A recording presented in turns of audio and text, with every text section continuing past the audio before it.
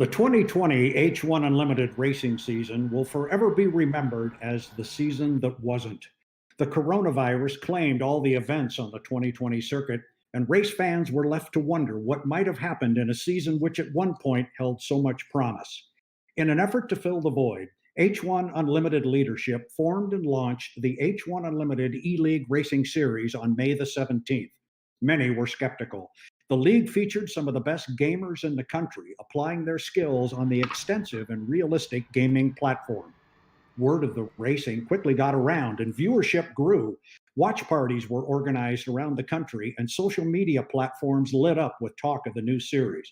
The racing was competitive, producing 5 different race winners in 5 races. Eddie Canfouche claimed the National High Points Championship in the bucket list racing entry. He returns in 2021 to defend his title. As the spring of 2021 arrives, it does so with a renewed sense of optimism and hope for the near future. The extended H1 off-season has seen an unprecedented level of activity across boat camps. There are new owners, new boats, and drivers. Fans are again energized and excited. It has been a long time, but race sites are beginning to gear up in anticipation of the new racing season. Tickets for the Guntersville Lake Hydrofest, June 26 and 27, go on sale next week. In short, H1 fans want some racing, and well, today they will get some.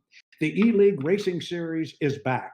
Thus, it is with great pleasure I welcome you virtually to Guntersville, Alabama, the first stop on the H1 Unlimited E-League Racing Series presented by Spokane Angels Foster Care Tour.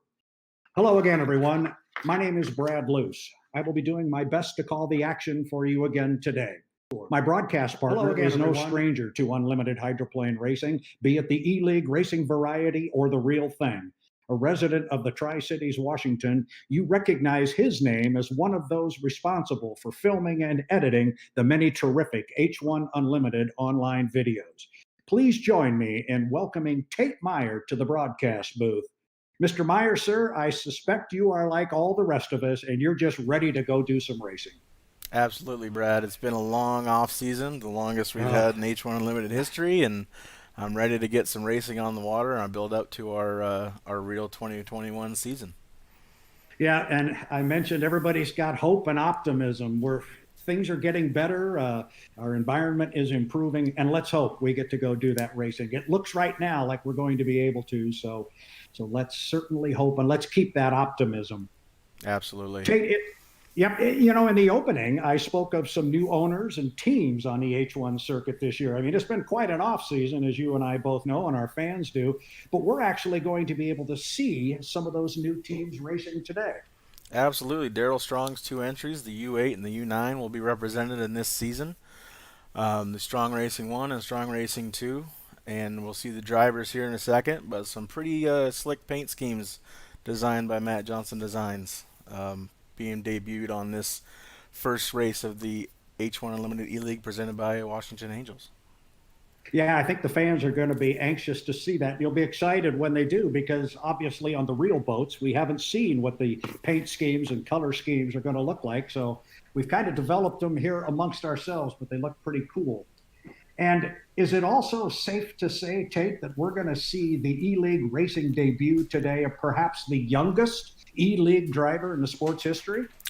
If there's anybody younger, I don't know if I know them. Yes, Carson Kelly will be piloting the U8 Strong Racing.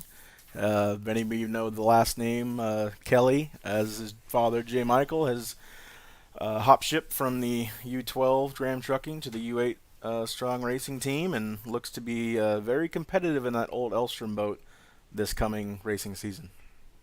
And Carson checks in at the tender age of 11 years old. We wish him a lot of luck today. And yes, he is the son of J. Michael Kelly, but I got a hunch Mr. Carson Kelly is going to carve out his own identity. Maybe getting a hold of his rookie card now might not be a bad idea. Absolutely. He is the SNHL off-season race Division II champion. Beat me in that division, so he is very, very good and very, very keen to see him stack up against the rest of the competition here. That will be good. Before we get on to our racing and our qualifying and so forth, Tate, I mentioned earlier that tickets for the 2021 Guntersville Hydrofest to be held June 26th and 27th go on sale next week. It's actually April the 1st to be exact. But in light of recent storm activity across the southeastern part of our country, I think we would be remiss if we did not take a moment here and send our very best thoughts and prayers to our friends in the Guntersville and surrounding areas. It has been and continues to be a very difficult week for our friends in the southeast, and our thoughts are with you all, and we pray for your safety. So let's keep a good thought about all of those folks down there in the back of our mind while we go racing today.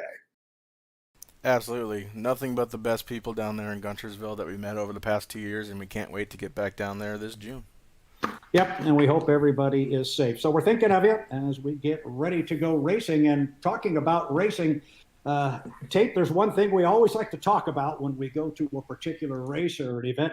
It's having a full field. And we've definitely got a full field here. This race course in Guntersville, Alabama will handle 6 race boats at a time.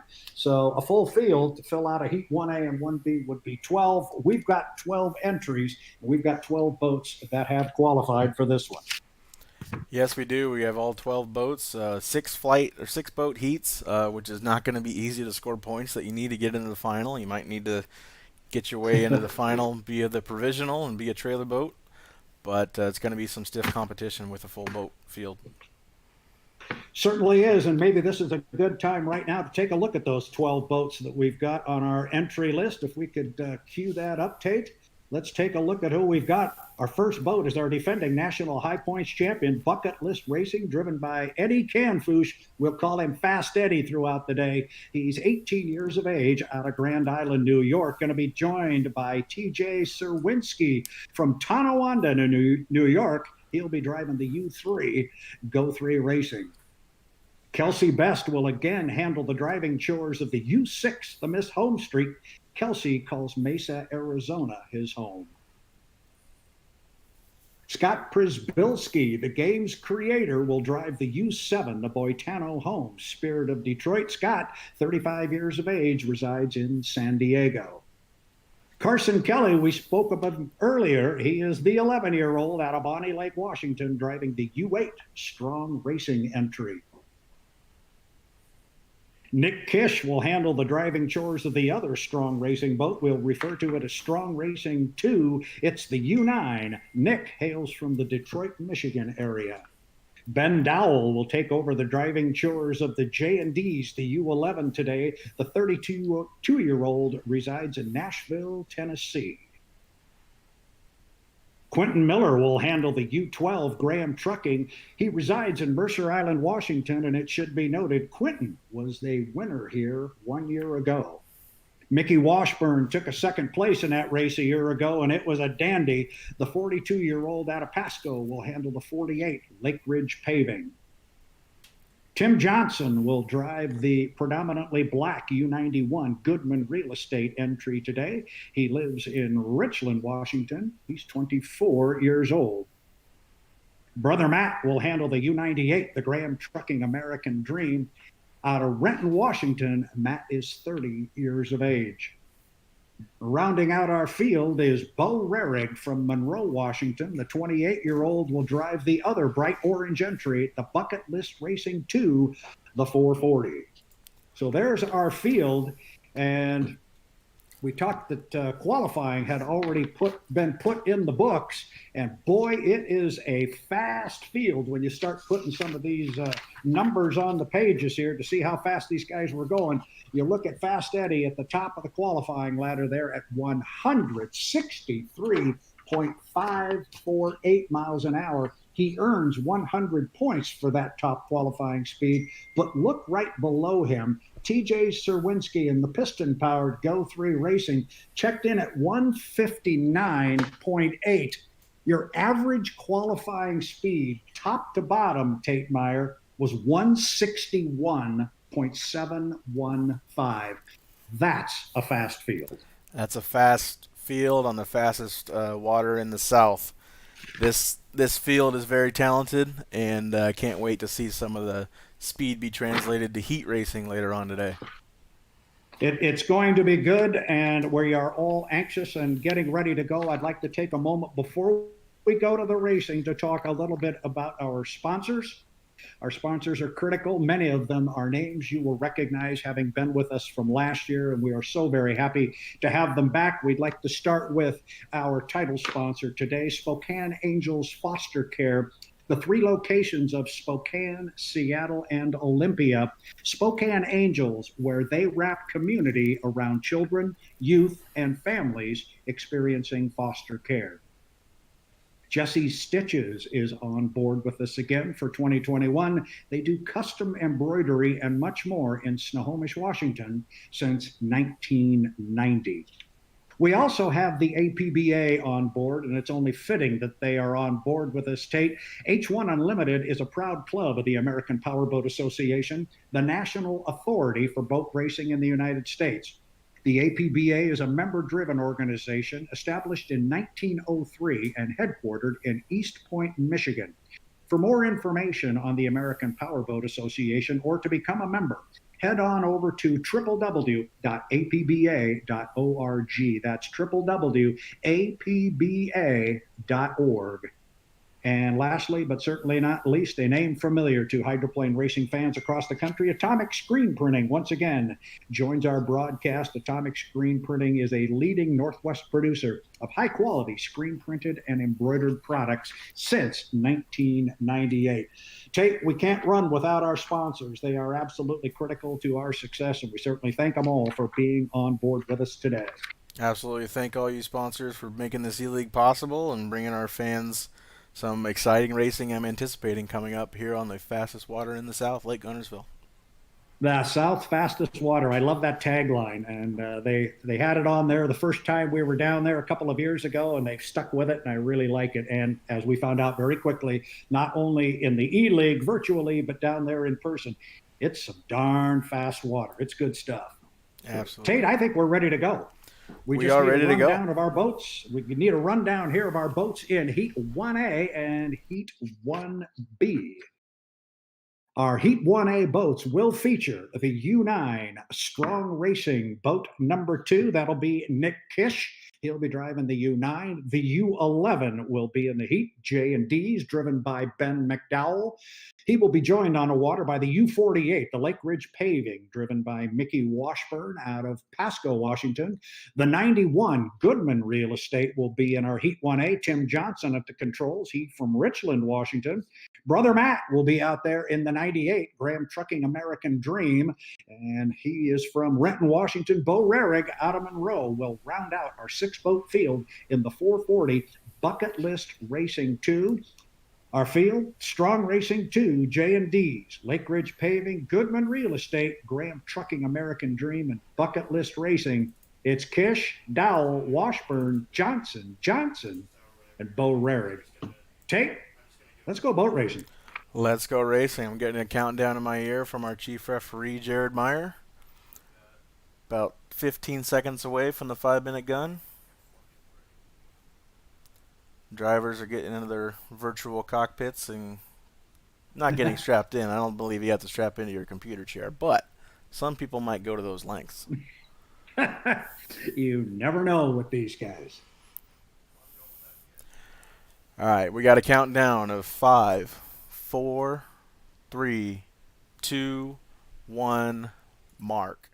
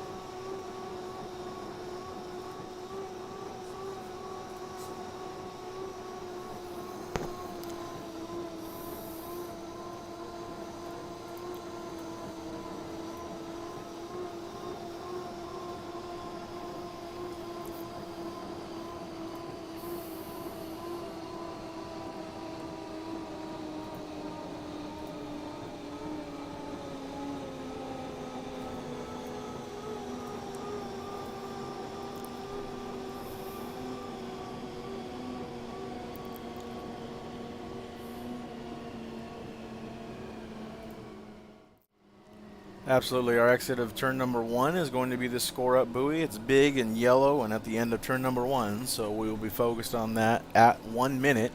If you cross that 1 minute score up pin before 1 minute goes by on the starting clock, you'll need to go back around and pick up that buoy and make yourself a legal score up participant.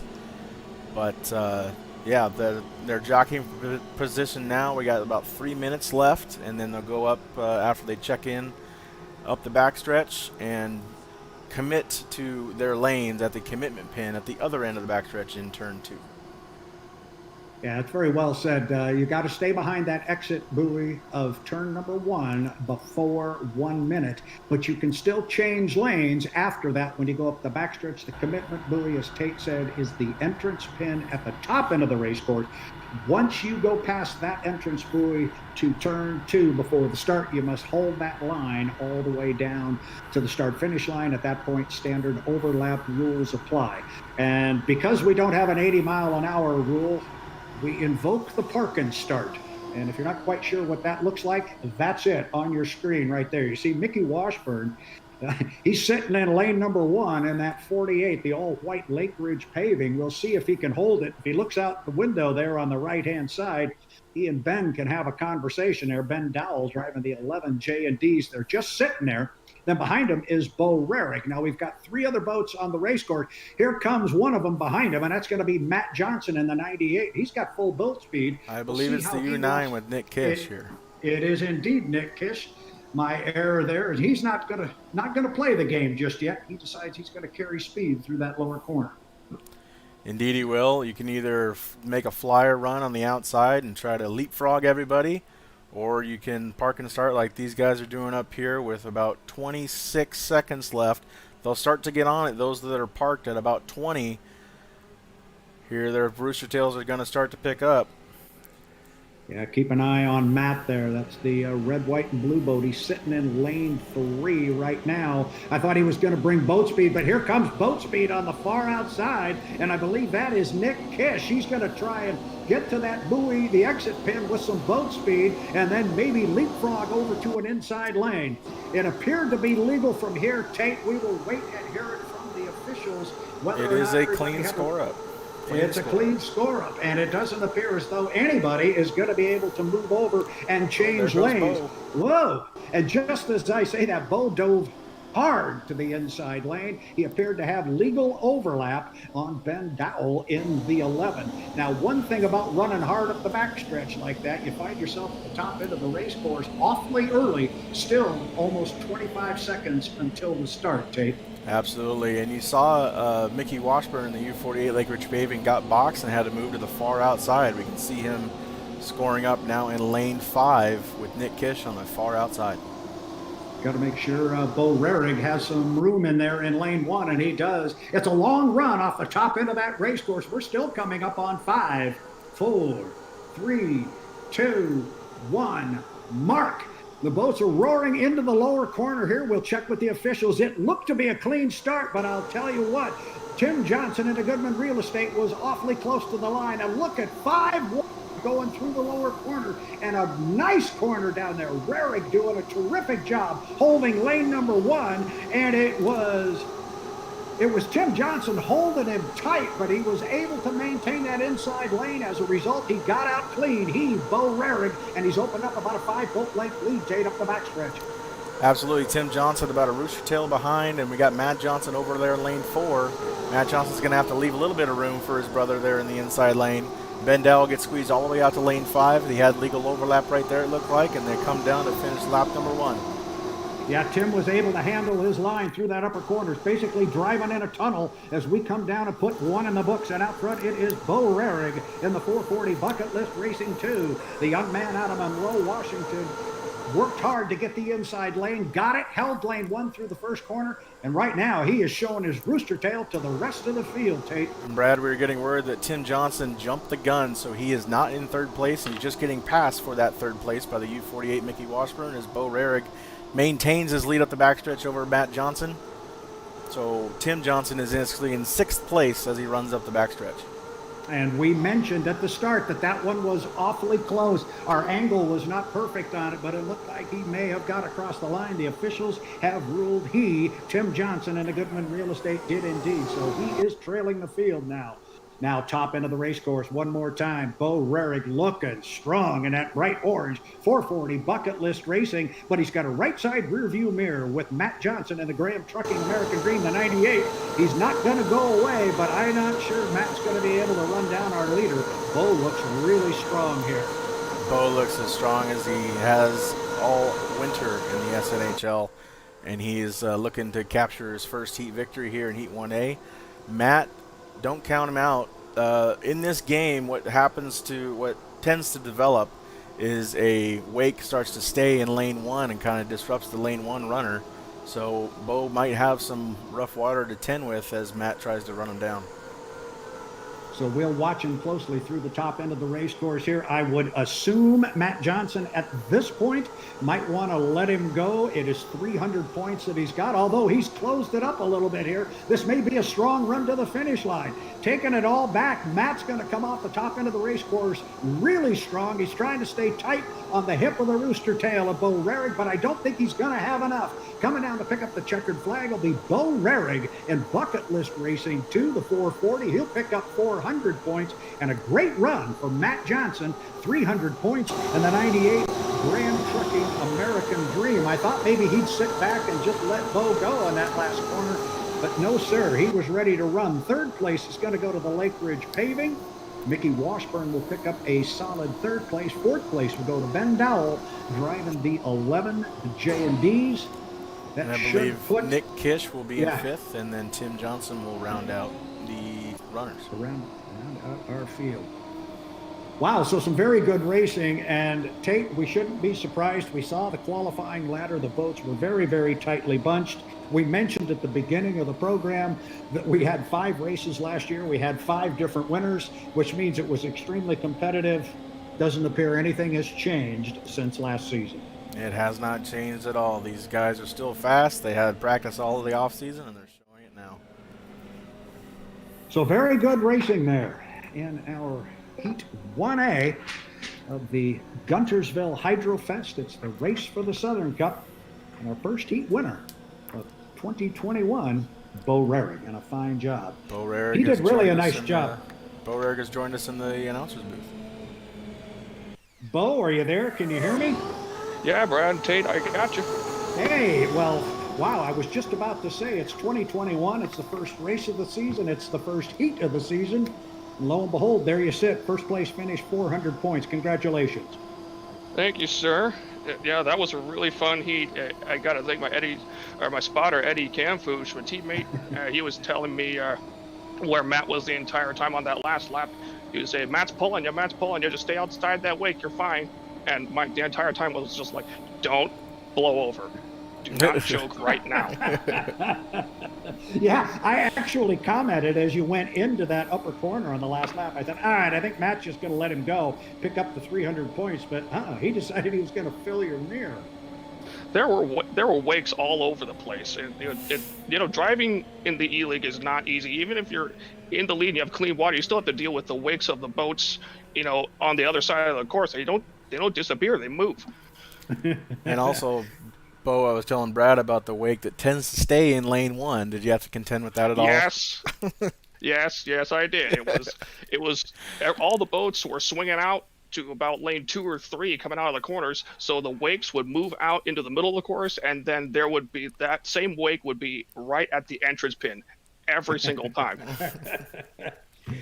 Bo, this racing is so competitive that the inside lane is so very, very important. Talk a little bit about the maneuver you pulled, the little leapfrog going up the backstairs. That was a pretty hard left-hand turn. When your spotter must have said, you've got enough room, you dove in there pretty quick. Yeah, you can't move over gradually. If you want that lane after you get the leapfrog, you have to get there because you're going to have to start slowing down at some point. Otherwise you're going to be very early in turn 2 to the start. So as soon as you have that overlap, you have to take it. Well, there's only a couple of times a year, and it's usually at the very first race that I get to say this. But Bernie Little used to have a famous line. He used to say, before you can win them all, you've got to win the first one. You just did. Congratulations, young man. Have a good rest of the day. Thank you, Brad. Thank you, Tate. Before I go, I just want to thank our sponsors, the Angels Foster Care of Washington, Jesse's Stitches, the American Powerboat Association, and Atomic Screen Printing. We could not run this race without their help. And also got to thank Kelly and Sharon Stockland for bringing me on to drive the 440 in the H1 Unlimited E League. Well, very, very good. Again, congratulations. Go get a bottle of water, sit back and watch the next heat because I got a hunch you're going to be out here real quick again. Good job, young man. All right. Thank you, Brad. All right. Bo Rarig handled this boat mighty, mighty well. And interesting to hear teammate Eddie Canfouche, our defending national high points champion, was his radio man telling him where everybody was. They worked together closely. The Orange team is very, very close with one another, and they help each other out both in the SNHL and the H1E League. So look out for Orange team as we progress throughout the season. So it's not the first time you've seen this little activity. So very good. Good. Very good. I think we're ready to go for our Heat 1B. Heat 1B is going to feature the other Team Orange boat. This is going to be the U1 Bucket List Racing 1. That's going to have Eddie Canfouche behind the wheel. I would expect Bo Rarig will probably be in his ear for his teammate. Also in this field will be TJ Serwinski. He'll drive the U3, the piston boat. Griggs Aced Hardware. They will be in the field. They're going to be joined by the U6, the Miss Home Street. Kelsey Best will handle the driving chores. Kelsey out of Mesa, Arizona. The U7, Boitano Homes, Spirit of Detroit. Scott Przybylski will be in our Heat 1B. He'll be joined by the U8, Strong Racing, Carson Kelly out of Bonnie Lake, Washington. Carson, our young 11-year-old driver. I'm anxious to see him on the race course here. And rounding out the field will be our defending Southern Cup champion, Quentin Miller, driving the red and black U12, the Graham Trucking. So it's Canfouche, Serwinski, Best, Przybylski, Kelly, and Miller. Should be a good one, Tate. Let's get those officials in your ears, and let's get a countdown. I'm getting a signal from Jared Meyer. We got 5 seconds. 4, 3, 2, 1, mark. 5-minute gun has fired for Heat 1B. Heat 1B of the Guntersville Lake Hydrofest. And as all Unlimited Racing fans love, there's just nothing like the sight of 6 H1 Unlimited hydroplanes coming away from the dock at the same time. And that was the view we just had there, leading them across the lake. And I mean it when I say across the lake is Kelsey Best. There's what he sees. And I've talked to the drivers about this, and they'll pick a landmark over there, specifically when we're really racing. Right at the start-finish line, there is a very large white VIP tent, and it's very visible from across the lake. And the drivers will typically come away from the pit area, aim right toward that big tent until such time as they start to see the buoys, which Kelsey sees now, and then he knows where he is on the race course, and he's got a point of reference. He does have a point of reference, and you saw him pretty much full wing down across that part of Lake Guntersville so he doesn't ruin his race before it even starts in here in the mill. Yes, you blow the boat over, and although the boat immediately goes right side up, these boats, these drivers, they are disqualified should they put the boat upside down. So you don't want to take yourself out of the race before it even starts, especially in our first heat. Tate, this whole thing's about getting points and getting into that winner-take-all final. You just want to make sure you finish here in the top 3 in these first couple of heats. Absolutely. All the prelims are about points, points, points, if we can quote Debbie Gregory from the USA Racing Partners team. All about points. You can't make mistakes early. You got to run your own race and let the others do what they'll do. Here comes TJ Serwinski in the U3 Griggs Aced Hardware down to the causeway turn.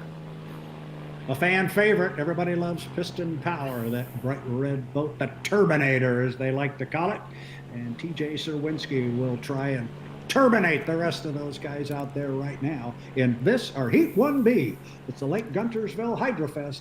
We're racing for the Southern Cup. Look at Quentin Miller pull right up alongside Kelsey Best. Boy, that almost looked like they swapped a little bit of paint there. And if Quentin had ideas about moving over to lane one, Kelsey just hit the gas a little bit and said, no, I don't think so.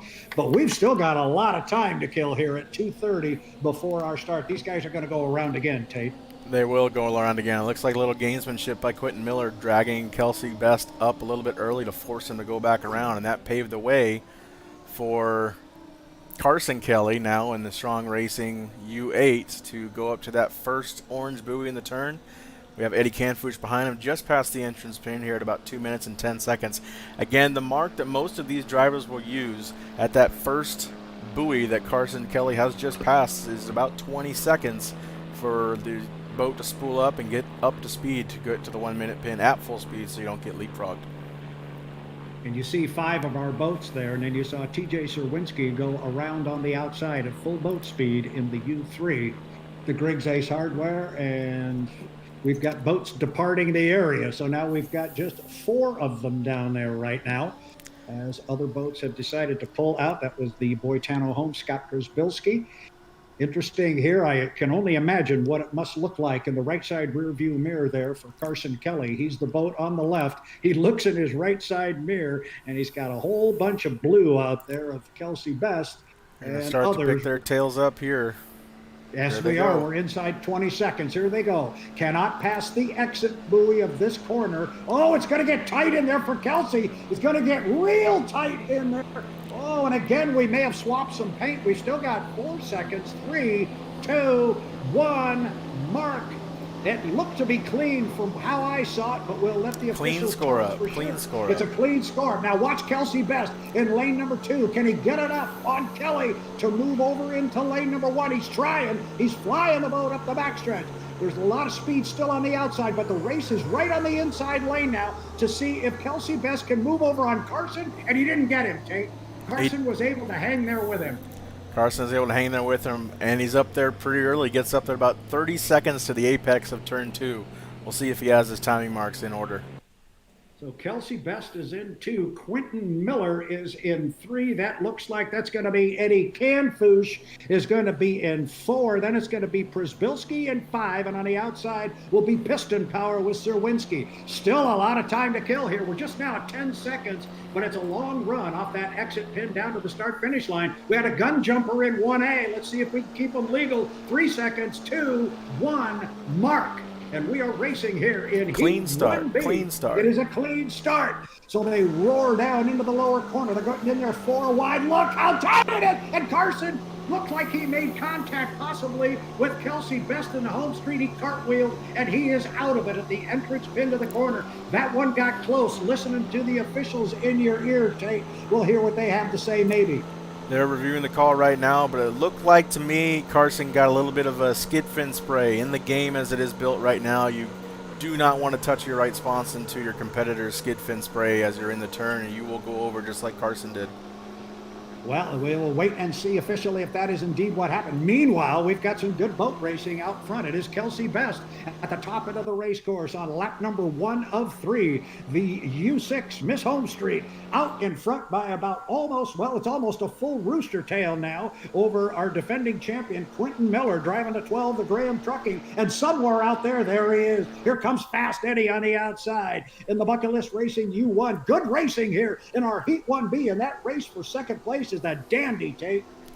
It absolutely is a dandy between Eddie and Quentin. They have a long history in this game going back many years. They've competed many times against one another and put on some great duels. Looks like Quentin's going to have to contend with that wake up the backstretch that Kelsey just went over as well. That might slow him down and give Eddie an advantage. It was a clean turn 1. No calls on turn 1. All right, so you had it. That's apparently what happened to the youngster when he got into the corner. And now we are literally dead even for second place between Eddie Canfouche and Quentin Miller. Kelsey Best still holding on to the lead, but he's got to look at that right side rear view mirror. But they can't spend too much time trying to worry about the leader. They've got to worry about each other, that being Quentin Miller and Eddie Canfouche putting on a dandy show. And now you see what Eddie Canfouche sees. He's right there with Quentin Miller. Great shots, Tate, as they go into that corner. Turn 1 at Guntersville is very, very treacherous. You're going right into that causeway. You want to stick your boat, your left sponson, right on the tail of your competitor right here as Eddie did. He's going to let the boat fly out a little bit, maybe get some higher RPM about here in lane 4. But he's going to try to float the boat a little bit more and get some more RPM so he can chase Quentin down the backstretch. I don't think he will do it, though. Quentin's a strong boat in lane 2. He is a very strong boat, but we also know our top qualifier defending champion wants to send a bit of a message. They'd love to be able to send a message to Quentin that I can run you down on the outside, but it's going to be a tall order. This is the final turn and the final lap. Kelsey, best in the Miss Home Street, is going to come down to claim 400 points in our Heat 1B, but second place appears it's going to go to Quentin Miller, and indeed it will. Third place will go to Eddie Canfouche. Great racing. Fourth place will go to Scott Przybylski driving the U7 Boitano Homes. Fifth place will go to the U3, the Griggs Ace Hardware. And a DNF will go, unfortunately, to the young man Carson Kelly, who got hooked up down there at the lower corner on turn 1. It got tight in there. He apparently, the officials' rules, could not hold his lane, got into the skid fin rooster tail, as you called it, Tate, and the boat went over. So tough break for the young man in his first turn in his first heat. But again, great racing in Heat 1B at our Guntersville Lake Hydrofest. Absolutely. 2 heats of great deck-to-deck racing, whether it's for first or whether it's for second. It is too bad for Carson being held in a tight lane here at turn 1. But again, the skid fin rooster tail spray is something you don't want to mess with. And I think he'll learn from that and move on and maybe change his driving style a little bit to adapt for it in the later heats. Well, the one thing I'd like to say about the young man down there in the corner, it's his first heat of racing here in the E-League Racing Series presented by Spokane Angels Foster Care, and he didn't back down from anybody. He said, no, I'm going to fight you for lane 1. I'm going to get it. I'm going to run down there and try and win this thing. So it cost him, but you got to like the tenacity by the young man. Absolutely. He's got a pretty good mentor on his side. But he, again, in the off-season league we ran, he was deck-to-deck with everybody that came at him, gave him his best shot, and I'm expecting nothing less from him moving forward. I would not expect much to change. Have we got Kelsey in the booth with us? We do have Kelsey Best. Mr. Best, sir, can you hear me? I do. Thanks, Brad. Hey, Kelsey, it's good to hear your voice again, my friend. First of all, nothing to do with boat racing. How are you? Yeah, doing well, and enjoying the spring so far, and just really excited to be racing again, and really to see that we're hopefully going to get a number of good races with the real boats out on the water, because obviously we're all fans. That's what we want to see. That is indeed what we want to see. So I want to talk to you about what appeared to be a very easy victory with a lot of racing behind you, but it got mighty tight down there in that turn 1 on lap 1. You had Carson there on the inside. Yeah, unfortunately, he couldn't hold his lane and went over, but talk to me a little bit about that. It got mighty tight. Yeah, it's very tough in this game, and obviously in real life as well. If you're in lane 1, I normally try and be there. Carson did a great job. I thought I was going to get overlap on him at the 1 minute pin there, and just couldn't quite get it. So I figured I wanted to try and stay clean, stay in 2. And we got there. He was a little bit back at the start, and obviously in lane 1, if you're a little bit back at the start, it's always going to be hairy, whether it's digital boats or real boats. Speaking from experience, and yeah, it was. It's tough. I mean, you basically have to. It's a very split-second turn, being on lane 1 at turn 1 there, and I feel bad because obviously Carson, he did everything to get in lane 1 there. I thought we were going to have a really good race together, but that's how it goes. I've been in his shoes many times. I got a hunch we're going to hear from the young man before the day is over. Definitely. My money's on it. So talk to me about the balance of the heat. You. After that incident happened in the lower corner, you were able to take control of the field. You pretty much handled the field with a rooster tail lead most of the time, but you had a lot of racing going on behind you. Were you aware of the racing going on in your rearview mirror? Yeah, I was able to keep an eye on it. It's tough. You have to kind of drive, obviously, to where the clean water is, and obviously being out in front, you're able to kind of pick where you want to go, and that obviously made for a much easier time. But the key with that was I hit a good start. I haven't been able to practice as much getting ready for this. It was my wife and I's anniversary on last Sunday, and we were doing a little staycation this week, so I haven't got a whole lot of practice. So I was a little nervous for the starts, but was able to hit a good start on that one, and that made the race for me. Kelsey, as somebody who is a whole lot older than you and has been married probably a whole lot longer, probably a really good idea on your anniversary. You weren't practicing starts on the E-League. Good choice on your part. Yeah, it wasn't much of a choice. So, Tate, have you got a question for the young man? No, Kelsey, great run. Like you said, you hit the turn in lane 2 actually, but before anybody else, and that was the key. As a 1 liter veteran, the parking starts are not unfamiliar to you, are they? No, I love the park and start. I know it doesn't always make for the greatest spectacle beforehand, but there's a whole lot of strategy going into it, and Quentin and I had some fun there, kind of going deck to deck, coming up to the start. He was trying to box me in a little bit, and that's all fun. That's what I love about the park and start. There's so much strategy in a very short period of time that hopefully people pick up on as they watch the racing more and more. Absolutely. Well, good luck the rest of the day, Kelsey, and see what you can do in Heat 2s and 3. Yeah, and I just want to do a quick shout out. I don't know if I'll be back here today. It's a very competitive field, but definitely want to thank the sponsors. Obviously, Home Street Bank, Citizens of Madison, Indiana, for supporting this event again, and Angels of Washington for supporting the overall E-League, as well as Jesse Stitches, Atomic Screen Printing, and APBA. Really appreciate having the support of sponsors. It makes it a little bit more real than a bunch of us just racing on some screens, and it's just a fantastic venue. I feel very honored to be a part of it. Absolutely. Well, thanks again, Kelsey, and we'll see you on later today. Thank you. Kelsey Best, obviously a very good spokesman for our sport, Tate Meyer. And our sport, it is, of course, the H1 Unlimited E-League Hydroplane Racing Series presented by Spokane's Angels Foster Care. And at Spokane Angels Foster Care, their mission is to walk alongside children, youth, and families in the foster care community by offering consistent support through intentional giving, relationship building, and mentorship.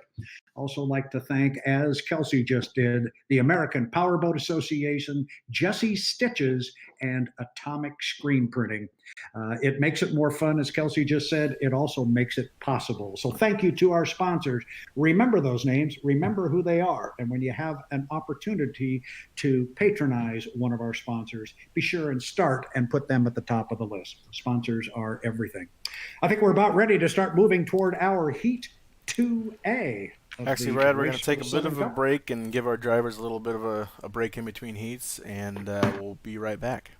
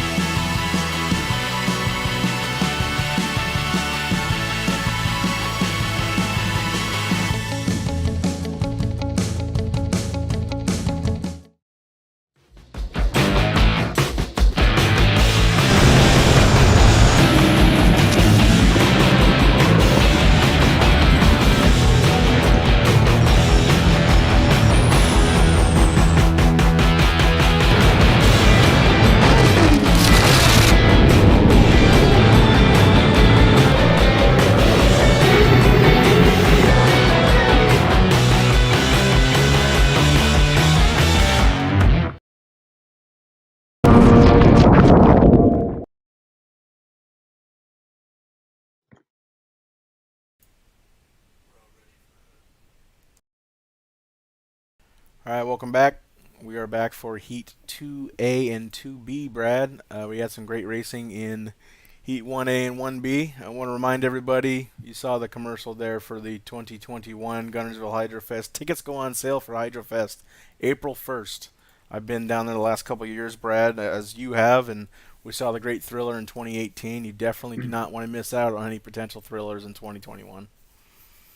Yeah, I remember about 3 years ago, Katie Norton came on the H1 Awards banquet before they ever held a race down there, and she promised that if you came to Guntersville, you would not be disappointed, and they planned on becoming one of the best race sites on the circuit. They did not overpromise and underdeliver. It's a great venue. It's a great race site. The people are terrific, and it sometimes sounds like hype that they say, you know, the hotels are filling up fast. You need to get your... It's true down there. This is a smaller community, and there's many hotels in the surrounding area, but they do fill up, and they fill up fast. So if you're planning on coming, and you should, if you're an H1 Unlimited fan, get on the hook, get on the line, and find yourself a hotel. Great little town. You will not be disappointed. Love going to Guntersville down there every year. It's a little bit different heat than here in the Tri-Cities. It's a more muggy heat than a dry heat, but we love racing nonetheless down there. So in Heat 2A, Brad, we have the U1, Bucket List Racing 1 with Eddie Canfouche. The U3, Griggs Ace Hardware, TJ Serwinski, both of the New York boys in the same heat. The U6, Miss Home Street, Kelsey Best. The U8, Strong Racing with Carson Kelly. U11, Miss J&D's with Ben Dowell. And the U91, Goodman Real Estate with Tim Johnson. I'm getting a countdown in my ear. About 5 seconds. 4, 3, 2, 1... mark. Time to go racing in our Heat 2A, and as you just ran down the list, Carson Kelly, he's got to get an opportunity to redeem himself here very quickly after blowing the boat over in our Heat 2B. So boats are coming away from the dock, and we'll start here with Kelsey Best, the U6, Miss Home Street. They were a winner the last time out. They will be in our Heat 2A. Kelsey takes us across the lake. Now you're looking at TJ Serwinski driving the U3, the Griggs Ace Hardware, the piston-powered boat that everybody loves to cheers for. The boys with the noise, U3, Griggs Ace Hardware. Also in our field here, we mentioned Carson Kelly. This will be his boat, the U8 Strong Racing. Carson Kelly coming across the lake. He will look to have a better heat here than he did in 2B. Also in this heat will be our Bucket List Racing. This is boat number 1. This is U1. This is the defending National High Point champion, Fast Eddie Canfouche. Had a third place finish in his first heat. He'll look to better that in this Heat 2A. Also have the U91 Goodman Real Estate, Tim Johnson aboard. He from Richland, Washington. The young man will look to finish strong in this heat and garner points and find his way into the final. Inside 3.5 minutes is rounding out our field, the U11 J&D's Ben Dowell handling the driving chores of this beautiful hydroplane. Can't miss this one on the race course. And those of us who are announcers, we love to say the Chartreuse and Carnival Orange, U11 J&D's Ben Dowell coming down the front straightaway here with 3:10 until our start, Tate. 3:10 until our start. And you see those wakes, Brad. Those wakes are just like little ropes that you gotta climb over with your sponsons down the straightaway, and they are not fun to go over. So you saw Ben throttle down, make sure he didn't get in the uneasy attitude of the boat, and he could go up and join these guys up here. It's Carson Kelly, TJ Serwinski, and Kelsey Best. Again, what Kelsey said with his park and start stuff, it's great strategy, and I love watching what they're going to do and watching how other people react. It's great fun to watch these part of the race in the warm-up period. And we talked earlier in the previous heat how Carson Kelly got himself in trouble in lane 1, unable to hold the lane when he got down into turn 1. Doesn't appear as though he's backing down. He's got himself down there. That's the second boat. It's the boat in lane 2 starting to power up there, the red and silver boat in lane 2. Carson's going to take another swing at it. Still got a long way to go here. Now keep an eye on Ben Dowell and see if he doesn't pinch Carson Kelly here. Carson Kelly's right behind Kelsey Best. Ben Dowell is going to get out of there, I think, as well. So the boats are vacating the area with the exception of Carson Kelly and the powder blue and white Kelsey Best Miss Home Street. Everybody decided to run out of there. I thought we were going to have quite the traffic jam there for a minute, Tate.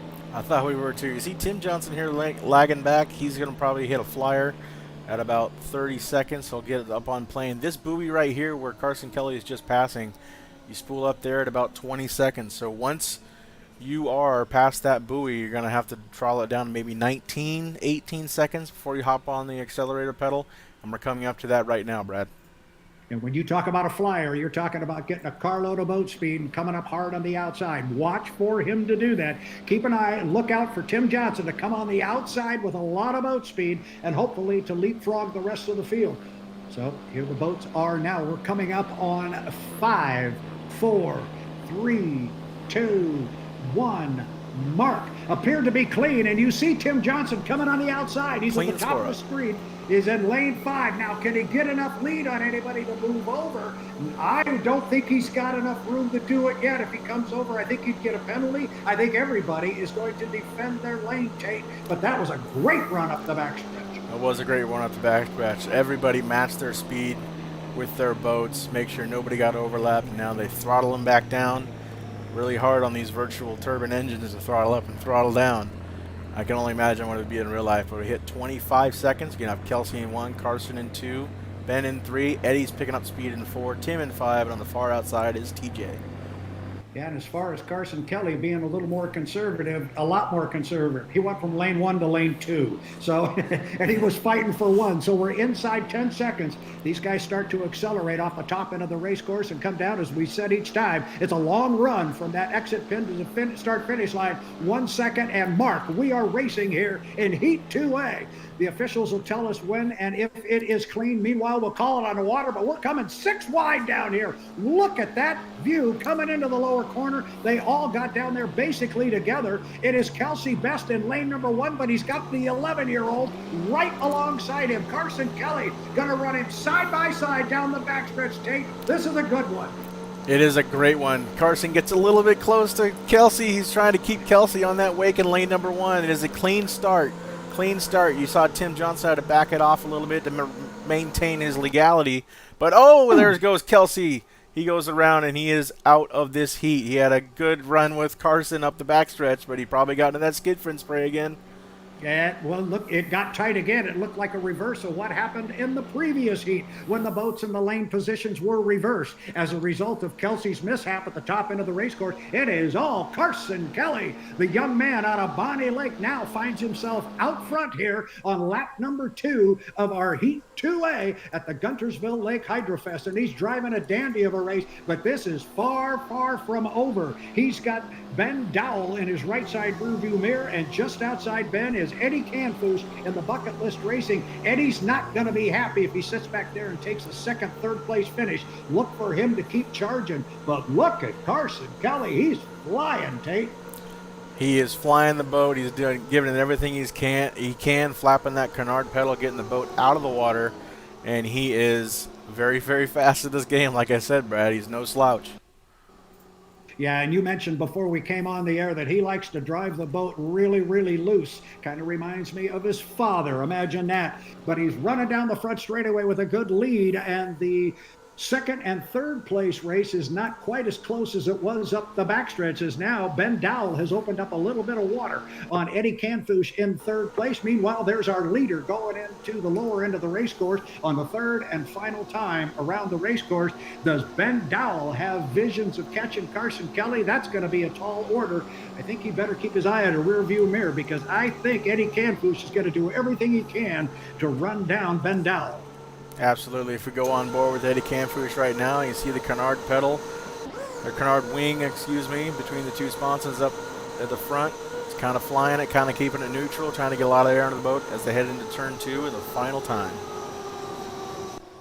Final turn in the final lap here. It's going to be Carson Kelly, who, if he can just run it from the top end of the race course down to the start-finish line, will pick up his first victory in the H1 Unlimited E-League Racing Series presented by Spokane Angels Foster Care, and he will come down to pick up a checkered flag and 400 points for the young man. A disastrous Heat 1A, but first heat of the day, but a terrific Heat 2A. He will pick up first place. Great job for the young man there. Second place will go to Ben Dowell in the U11. Third place will go to Eddie Canfouche driving Bucket List Racing. Those are your top 3 boats, I believe. Help me out here a little bit. I was looking at a score sheet. Our 4th place finish was that the Goodman Real Estate. Goodman Real Estate, Tim Johnson, and then TJ Serwinski in the U3 comes in 5th. And Kelsey Best, unfortunately, after his Heat 1 win, has a DNF. And sometimes we heard announcers in the past when things like this would happen, when you'd get a goose egg after getting 400 points, it kind of throws everybody's total points into a bit of a tizzy, referring to it as fruit salad. So we will keep a look at how our points are stacking up on the weekend. Kelsey had those big 400 points in Heat 1B, but he got a goose egg here in 2A, so that's going to hurt him.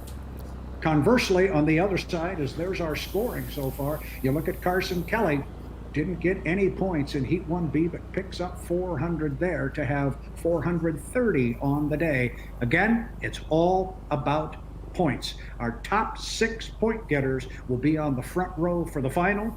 And at that point, we like to say we throw the points out the window, and it is a winner-take-all 5-lap final for the Southern Cup Championship. Good racing in our Heat 2A, and I, needless to say, am very anxious to talk to our winner of Heat 2A. Give me a heads up, Tate, when he finds his way into the booth. Carson Kelly has found his way up. He has found his way in the booth. Carson Kelly, Brad Luce here. Congratulations, young man. You had that disaster in your first heat, but you came back and redeemed yourself quite well. Congratulations on the Heat win in Heat 2A. Yeah, thank you. I was really tempted to try getting a win in the second heat, but it's a lot of fun. And I also just want to thank Strong Racing and Daryl and Vanessa and my dad for letting me drive the boat in the E-League. Well, I've been hearing a lot about you driving the boats in this league, young man, and everybody's been telling me you're pretty good. You went right out there and dove into lane 1 in that first heat, and that didn't work out so well, but I saw you aggressive again in this last heat. You ended up in lane 2. Was that the plan? Go out and continue to be aggressive and get on an inside lane? Yeah, and just to get points and try getting in this final so I could actually have a chance at winning. And yeah, I guess it's going from there. I have to ask this question, young man. So I'm assuming your father is close by. How nervous is he when you're driving in these things? Nervous enough to tell me what to do. More nervous than driving. Tate, I know you know this young man better than I do. Anything for the young man? Absolutely. He beat me many times in SNHL D2, but Carson, great run. Recovered nicely from your Heat 1 DNF and gave a little bit of medicine back to Kelsey. So congratulations and best of luck in the next heat. Thank you. Well, a very, very good Heat 2A, and you see the points starting to shake out up there. Sitting on top of our points list right now, interestingly, is Eddie Canfouche driving the Bucket List Racing. And there's what consistency will do for you. 2 third-place finishes and first-place qualifying points has him sitting atop the ladder right now with 550 points. Heat 2B is on deck. Should be a good one. Tate, are we ready to go with a countdown? I know you're monitoring the officials. I believe we're ready to go with a countdown. In my ear, my brother Jared, the chief referee for today's race. All right, we got a countdown. We got 5, 4, 3, 2, 1, mark. 5 minutes. 5 minutes to the start of our Heat 2B. It's the Lake Guntersville Hydrofest, the race for the Southern Cup. 1, 2, 3, 4, 5, 6 boats scheduled to be in the heat. 6 boats making their way from the dock. Let's get a look at the combatants here. In our Heat 2B, you're riding along board with Quentin Miller in the U12, the Graham Trucking. Quentin, he is our defending Lake Guntersville champion. Would like nothing more than to repeat it here today. Now you're on board there with Nick Kish. This is the other Strong Racing entry. You heard the reference to Daryl and Vanessa Strong from Carson Kelly. This is their other boat, the U9 Strong Racing 2. Nick Kish behind the wheel. Now you're on board with the U7 Boitano Homes, the Spirit of Detroit, Scott Przybylski. He is the HydroSim game creator. So does he have an advantage, he says? No, he doesn't, because the other drivers, he says, practice more than he does. So no advantage there, but he's our game's creator, and we all enjoy playing on this platform. Scott Przybylski aboard the 7. The red, white, and blue boat. This will be the 98, the Graham Trucking American Dream. Matt Johnson does the driving, the 30-year-old out of Renton, Washington. He will be looking to improve on a second place finish that he got in our Heat 1A. If he could pull another strong finish here, he could put himself in good shape going into the third set of heats and away to the final. Bucket List Racing to 440. Here's Bo Rarig. Bucket List Racing 2. Young man out of Monroe, and he is already starting to set himself up for the start. As you see Quentin Miller go by him there and pull right in front of him. Rounding out our field, the Lake Ridge Paving, the 48, U48, Lake Ridge Paving, Mickey Washburn, second place finisher a year ago here at Lake Guntersville. Should be a very, very fast field. We got boats looking for points. We got boats looking to just continue strong days so far. That's what it's all about in our E-League Hydroplane Racing Series presented by Spokane Angels Foster Care. And there's that park and start. The sequence has begun, Tate Meyer, with 2 minutes and 34 seconds until our start. The shenanigans have begun, and Quentin Miller is one of the ones that parks every time he's out on the race course. He's very, very good at it, and he will go up all the way to that first orange buoy up there in the upper or lower corner, I guess you would say, turn 1, and near the causeway in Guntersville. And again, you want to keep an eye on that 20-second mark, plus or minus a couple seconds, depending on if you're far back from that buoy right there. So if they get up too far, they're going to have to go around again. You see Matt Johnson went through the screen there. Matt Johnson doesn't like to park as much. He's more of a leapfrog guy, flying 1-minute pin guy. But as the others circulate around, they're causing some more wakes for the guys to deal with up here. Here's Bo Rarig. He's going to pull his boat up to the entrance pin of turn number 1. About 45 seconds left, so about 20 seconds left now until they're going to cop on it, Brad. Yeah, and you talk about Matt Johnson not wanting to get in and mix it up in that park and start thing, and preferring rather to bring speed on the outside, try and get a big jump on everyone on the outside at that 1-minute buoy, and then close and move across to an inside lane, as we used to call it back in the day, tying the field and taking them to the turn. Haven't seen anybody really make that work yet today. We'll see if Matt can do it this time. Coming up on 12 seconds. 12 seconds, the boats begin to power up. Matt's got himself in lane 3 right now. Quentin's sitting in 1. It's Mickey Washburn in 2. We're inside 5 seconds. We're 3, 2, 1. Mark. Look to be clean from where I was. We'll wait until the officials tell us. Clean score up. Sure in our ear. It's a clean score up. And look at Bo Rarig on the outside. He's going to try and move over. He can come over at least one lane. Can he come to? He's coming to. Mickey Washburn's going to run out of real estate here. Watch the white boat. And he's going to hold his lane. That's getting really tight. I thought Mickey was going to lose it, but he didn't. Bo left him enough room in there, and the boats have made it to the top end of the race course, and Washburn held on to lane 2. That got mighty close, Tate. Got mighty close. You saw Scott Przybylski got boxed lane 3. Matt Johnson took his lane away up the backstretch, and Bo was nice to Mickey there, leaving him lane 2. So it's Quentin in 1, Mickey in 2, Bo in 3, Matt in 4, Przybylski in 5, and rounding up the field is Nick Kish all the way out in lane 6.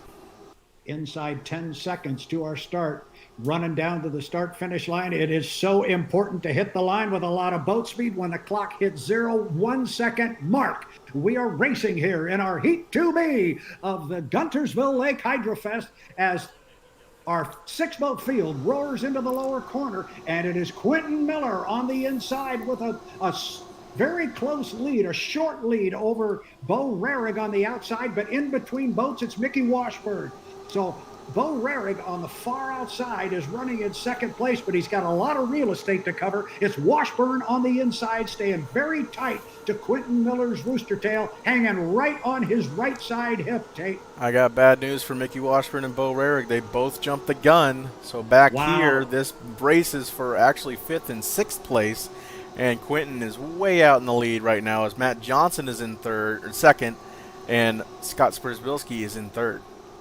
Wow, what a turn of events there. We mentioned the start is so important. You got to hit it with clean water and a lot of boat speed, but you've got to be there after the clock strikes triple zeros. Apparently 2 of our drivers were unable to do that. It means a big lead for Quentin Miller. I'm sure he has been delivered that message, and he knows he's just got to keep his boat on the water and keep it clean. So our race for 2nd place is actually looking like a race for 4th and 5th, but it's a dandy because you've got Matt Johnson on the inside, the red, white, and blue, and you got Scott Przbilski on the outside, flying the predominantly red boy, Tano Holmes, Spirit of Detroit U7. That's a great boat race, and there's a lot of rough water on the inside of him, Tate.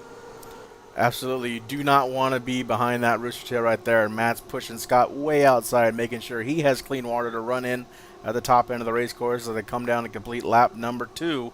Starting lap number 3, there's Nick Kish in 6th place, and here's Quentin Miller putting 2 in the books and starting his final lap. Quentin Miller with 2 up, 2 down, and 1 to go, and he's got clean sailing. This is when he just reminds himself, don't fly it too high. Don't do anything silly. Don't hit a buoy. Don't get too tight. Just drive it clean and bring it home for 400 points. The 2 boats behind you in the rearview mirror are essentially out of it, running for 5th and 6th. Meanwhile, our race for 2nd is up the backstretch, and it is still Matt Johnson holding on and holding off Scott Przbilski. As you said, the last time they were at the top end of the race course, Tate, he pushed him out way wide. Part of that was just due to the fact he's got boats in front of him on inside lanes, and he didn't want any part of that rough water. He's doing the same thing again. Absolutely, he's doing the same thing again. Looks like we lost Mickey Washburn, perhaps in Bo Rarig's Rooster Tail. Tough break for Mickey. They're under reviewing it right now, but it's going to be Quentin Miller taking the Heat 2B victory. There he goes. Quentin Miller will cross the start-finish line with 400 points in a first-place finish in our Heat 2B. A great run. Then it's going to be Matt Johnson coming home with another 300 points here in Heat 2B. That should give him 600 on the day, coupled with 70 qualifying points. Is going to set him up with 670 points. That will be a very, very good position for him. Our top point getter right now. Now that everybody has run 2 sets of heats, it means a lot more to compare the point totals. And our top point getter, as I scan the list real quick, appears to be our defending champion, Quentin Miller, a 2nd place, coupled with 50 qualifying points, 750 points, putting him in very good shape for our final heat. We still have a 3rd section to go. Matt Johnson having a fine day in that Graham Trucking American Dream. He has the 2 second-place finishes. As I mentioned, he's got 670 points. So we will add up the totals as we move forward here. Remember, the top 6 boats in total points will find a way into our winner take all final. Looks like we have Quentin Miller in the announcer's booth, Brad. Hey guys, how you doing? Hey, we're doing very good, my friend. Congratulations. That was you had your hands full with a lot of competition, and then I'm sure you got a message pretty quick that the 2 boats in your right side rear view mirror have both jumped the clock. Yeah, I had Carson Kelly in my ear saying they jumped, and when I was in lane 1 there, I was like, whew, that takes a little bit off of it going into that corner. Got to first off thank Angels of Washington and Graham Trucking. And all of our sponsors and everybody that helps put on the E-League. Been looking forward to this for a while and can't wait to go out to the real Guntersville Hydrofest here in a couple of months. It's going to be a good time. So tell me what the mindset is. This racing series, the E-League Racing Series presented by Spokane Angels Foster Care, is so competitive. I mean, there is just so much competition. You never know where it's going to come from. What is the mindset as you're racing and you got boats in your rearview mirrors and all of a sudden you realize you get told those guys have been disqualified, don't worry about them. What goes through your mind at that point? I still try to push, because then if you back off at that point, then you might get into slop. So I think the safest place is out front. So even when that happens, I still want to run hard. Every heat, I go into every heat expecting to win, or that's my mindset, is to win the heat. I feel like if I ever let off and say, hey, I only need like a third or fourth here or a second, that's when bad things happen. So I try to go into every heat and be aggressive and try to win. So lucky to have that one turn out the way we wanted. So, last question. What would it mean to win this one 2 times in a row? It'd be pretty cool. I really like this race course. It'd be pretty cool to go back to back. So hopefully we'll make that happen later today. I've got Tate Meyer also on the line. I'm going to turn it over to him. I'm going to step away. Tate, take it over with the young man. Quentin, you are one who gets up there pretty early and parks it in lane 1 and hunts for that lane 1 all the way around the race course. So, what was your strategy here going up in this heat?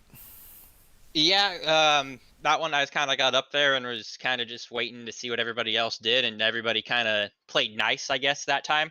And other times they don't play so nice, and I was just hoping to time it up, and I was on my marks. I knew I was on my marks pretty good there, that it'd be tough for people to get in front of me. And once I had lane 1, I knew I just needed to hit the start pretty good. So once you do that, you're usually in a good spot if you can hit the score up and start perfectly. Yep, well, you hit it pretty well. You got lane 1, and then the other 2 jumped the gun, so it was a pretty easy heat win for you. So good luck. They don't. Yeah, good luck the rest of the way, Quentin, and we'll probably see you up here once again. Thanks.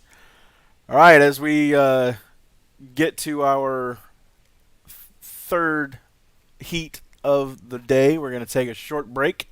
We're going to run some ads for our great friends down in Guntersville, Alabama, and we will be right back.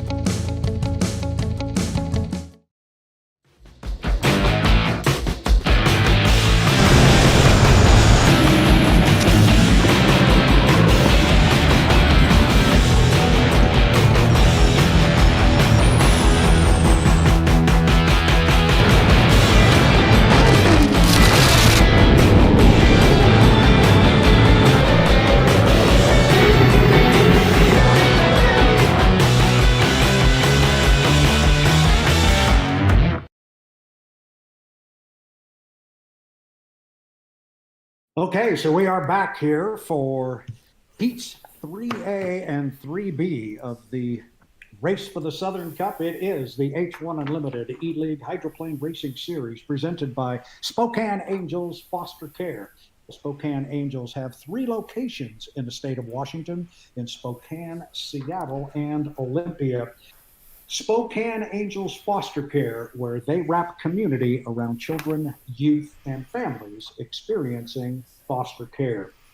Jesse Stitches is another of our fine supporters, where they've been doing custom embroidery and more in Snohomish, Washington since 1990.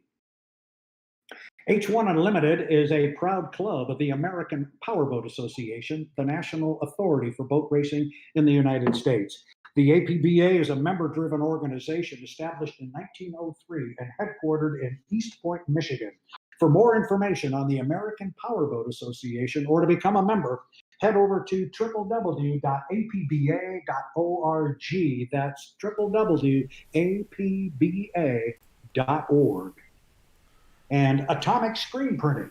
a leading Northwest producer of high-quality screen-printed and embroidered products since 1998. Tate, I think we're getting ready here for our Heat 3A and 3B. This is the last opportunity for our race boats to score points and make their way into that winner-take-all final. So it's very, very important that you go out and score points and score them well in our Heats 3A and 3B. Absolutely. We're coming up on a countdown to our Heat 3A 5-minute gun. We got 5, 4, 3, 2, 1, mark. 5 minutes to the start of our Heat 3A. Last opportunity for 6 of our boats here coming out on the race course to earn points and find their way into the final heat. Carson Kelly, he's going to be in this heat. In fact, there he is right there. The U8 Strong Racing. Carson Kelly behind the wheel. Didn't score any points in his first heat of the day. Picked up 400 last time on the water. He needs a good showing here in 3A. There is Bo Rarig aboard the U440 Bucket List Racing, bright orange. Bo would like to score a bunch of points here. He's shown a lot of boat speed. This is a boat to be contended with here in the Southern Cup. U98, Matt Johnson, on the strength of 2 second-place finishes. He has the red, white, and blue stars and stripes positioned well to find his way into the final and be a player to possibly pull out a victory here. Up the backstretch here, we are looking, whoops, I lost it. We have Nick Kish going up the backstretch, U9, Strong Racing 2. Sorry about that, Tate. I stepped away. All of a sudden, my mic died. I got it now. I am back with you. Nick Kish, U9, Strong Racing 2. He is at the top end of the race course. And rounding out our field, the U11 J&D's Ben Dowell. Ben Dowell looking for a good score here. He's got 499 points, so he'd like to have a top finish here and find his way into the final. If he were to win the heat, he still may need a little bit of help from some of the other boats to find his way in. He'll worry about that later. The mission at hand right now is to go out and win. Riding aboard with Tim Johnson here, rounding out the field, the Goodman Real Estate. Tim, the 24-year-old out of Richland. He's got his boat going slow down there to the lower end of the race course. He, too, would like to score very well here. He's had a tough day and only has 294 points. That doesn't mean he's going to let everybody just run away from him. He'd like to show them what he's got as far as speed. 2 minutes and 30 seconds, 2:30 until the start. Tate, we got guys out here looking for points. We got some that just want to make sure they score, stay strong, and finish. The prize is that final heat, and that's what they're all aiming toward.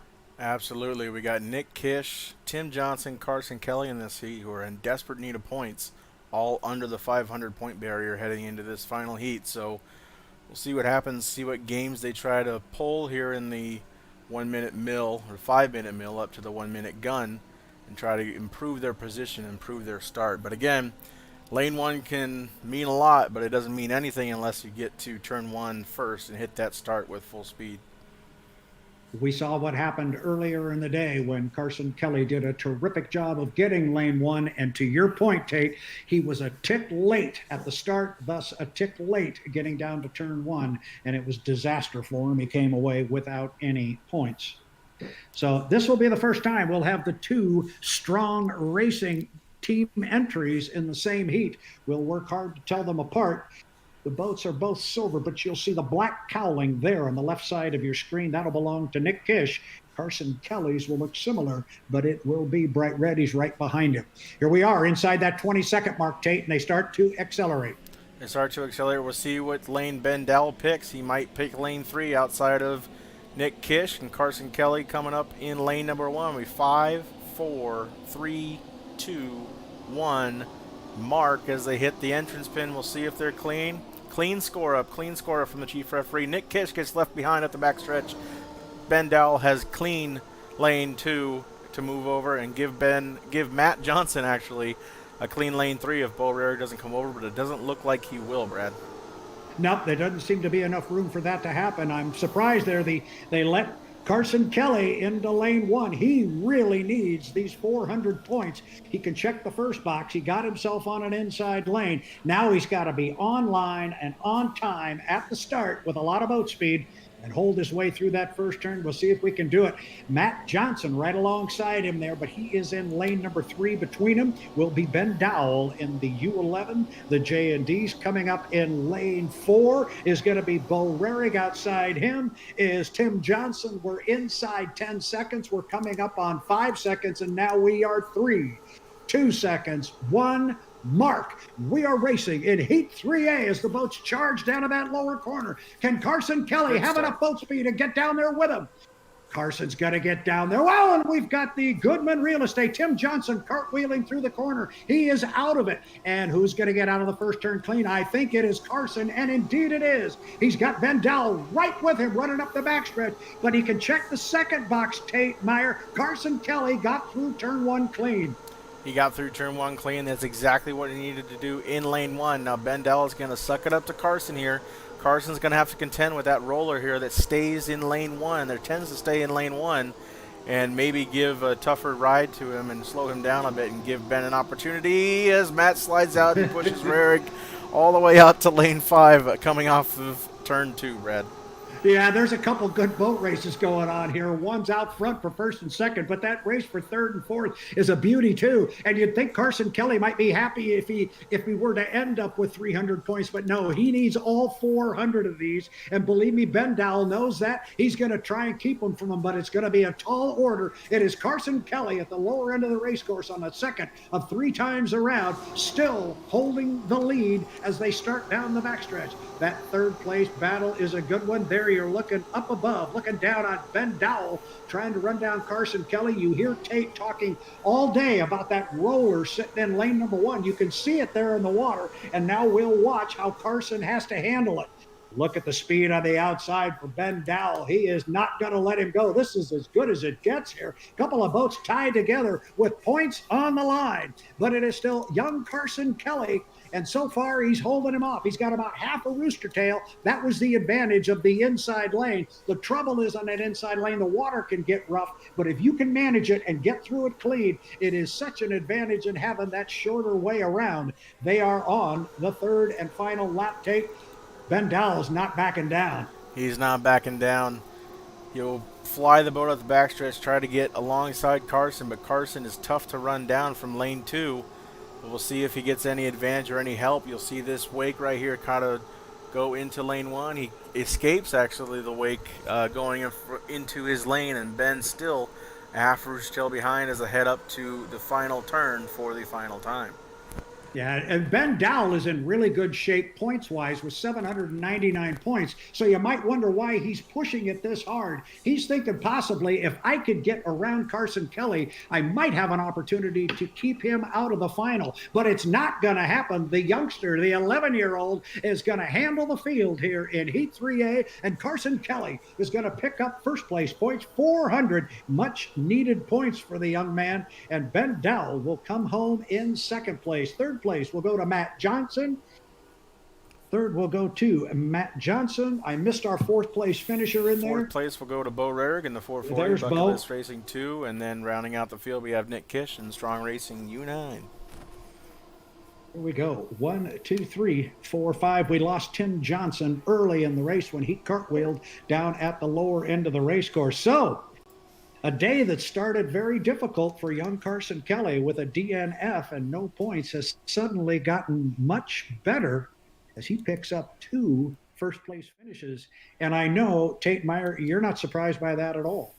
Absolutely not. No, he is fast, and he's been at the first turn, either first or second, every heat he has entered. So, and he has a knack for getting lane 1. So once he finds out those starts and starts to hit those starts reliably on time, he'll be a force to be reckoned with. I'm thinking he might already be. I remember one time last year in our Drivers Invitational, there was a chance that J. Michael Kelly wasn't going to be able to drive his boat due to another commitment. And he quipped one time, yeah, I just may have the kid drive it for him. He's better than I am anyway. Now I know what he's talking about. This kid is very good. And let's see if he makes it in the final now. He's sitting there with 830 points. We're going to have to wait and see how things play out in our Heat 3B. But he did everything he could after the Heat 1B disaster. He's picked up 2 first-place finishes. So they've had a good day, just started on a rough note.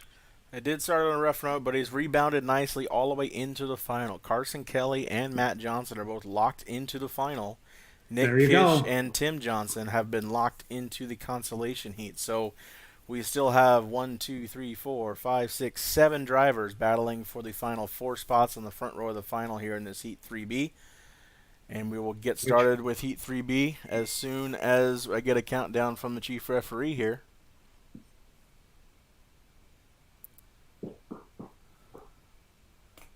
Make sure I have the right frequency on the H1 official E-League radio.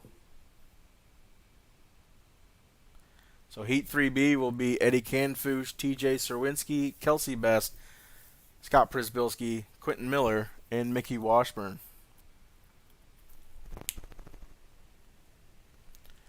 We have Ben Dowell in the announcer's booth, Brad. Mr. Dowell in the announcer's booth, thank you for coming up and joining us here. I appreciate it. Great. I tell you what, that young kid, Kelly, he got out in front of you, and try as you possibly could, you couldn't run him down. He's pretty good. Yeah, he is pretty good. First, I want to thank J&D's for allowing me to represent them in the E-League. Shannon and Scott Rainey, as you know. We kind of have a close relationship. I'd also like to thank Angels Foster Care for sponsoring the event as well. Ben, you and I have not met, and that's a box we need to check moving down the road. Tell me a little bit about yourself. How long have you been driving these boats, and how long have you been doing this racing?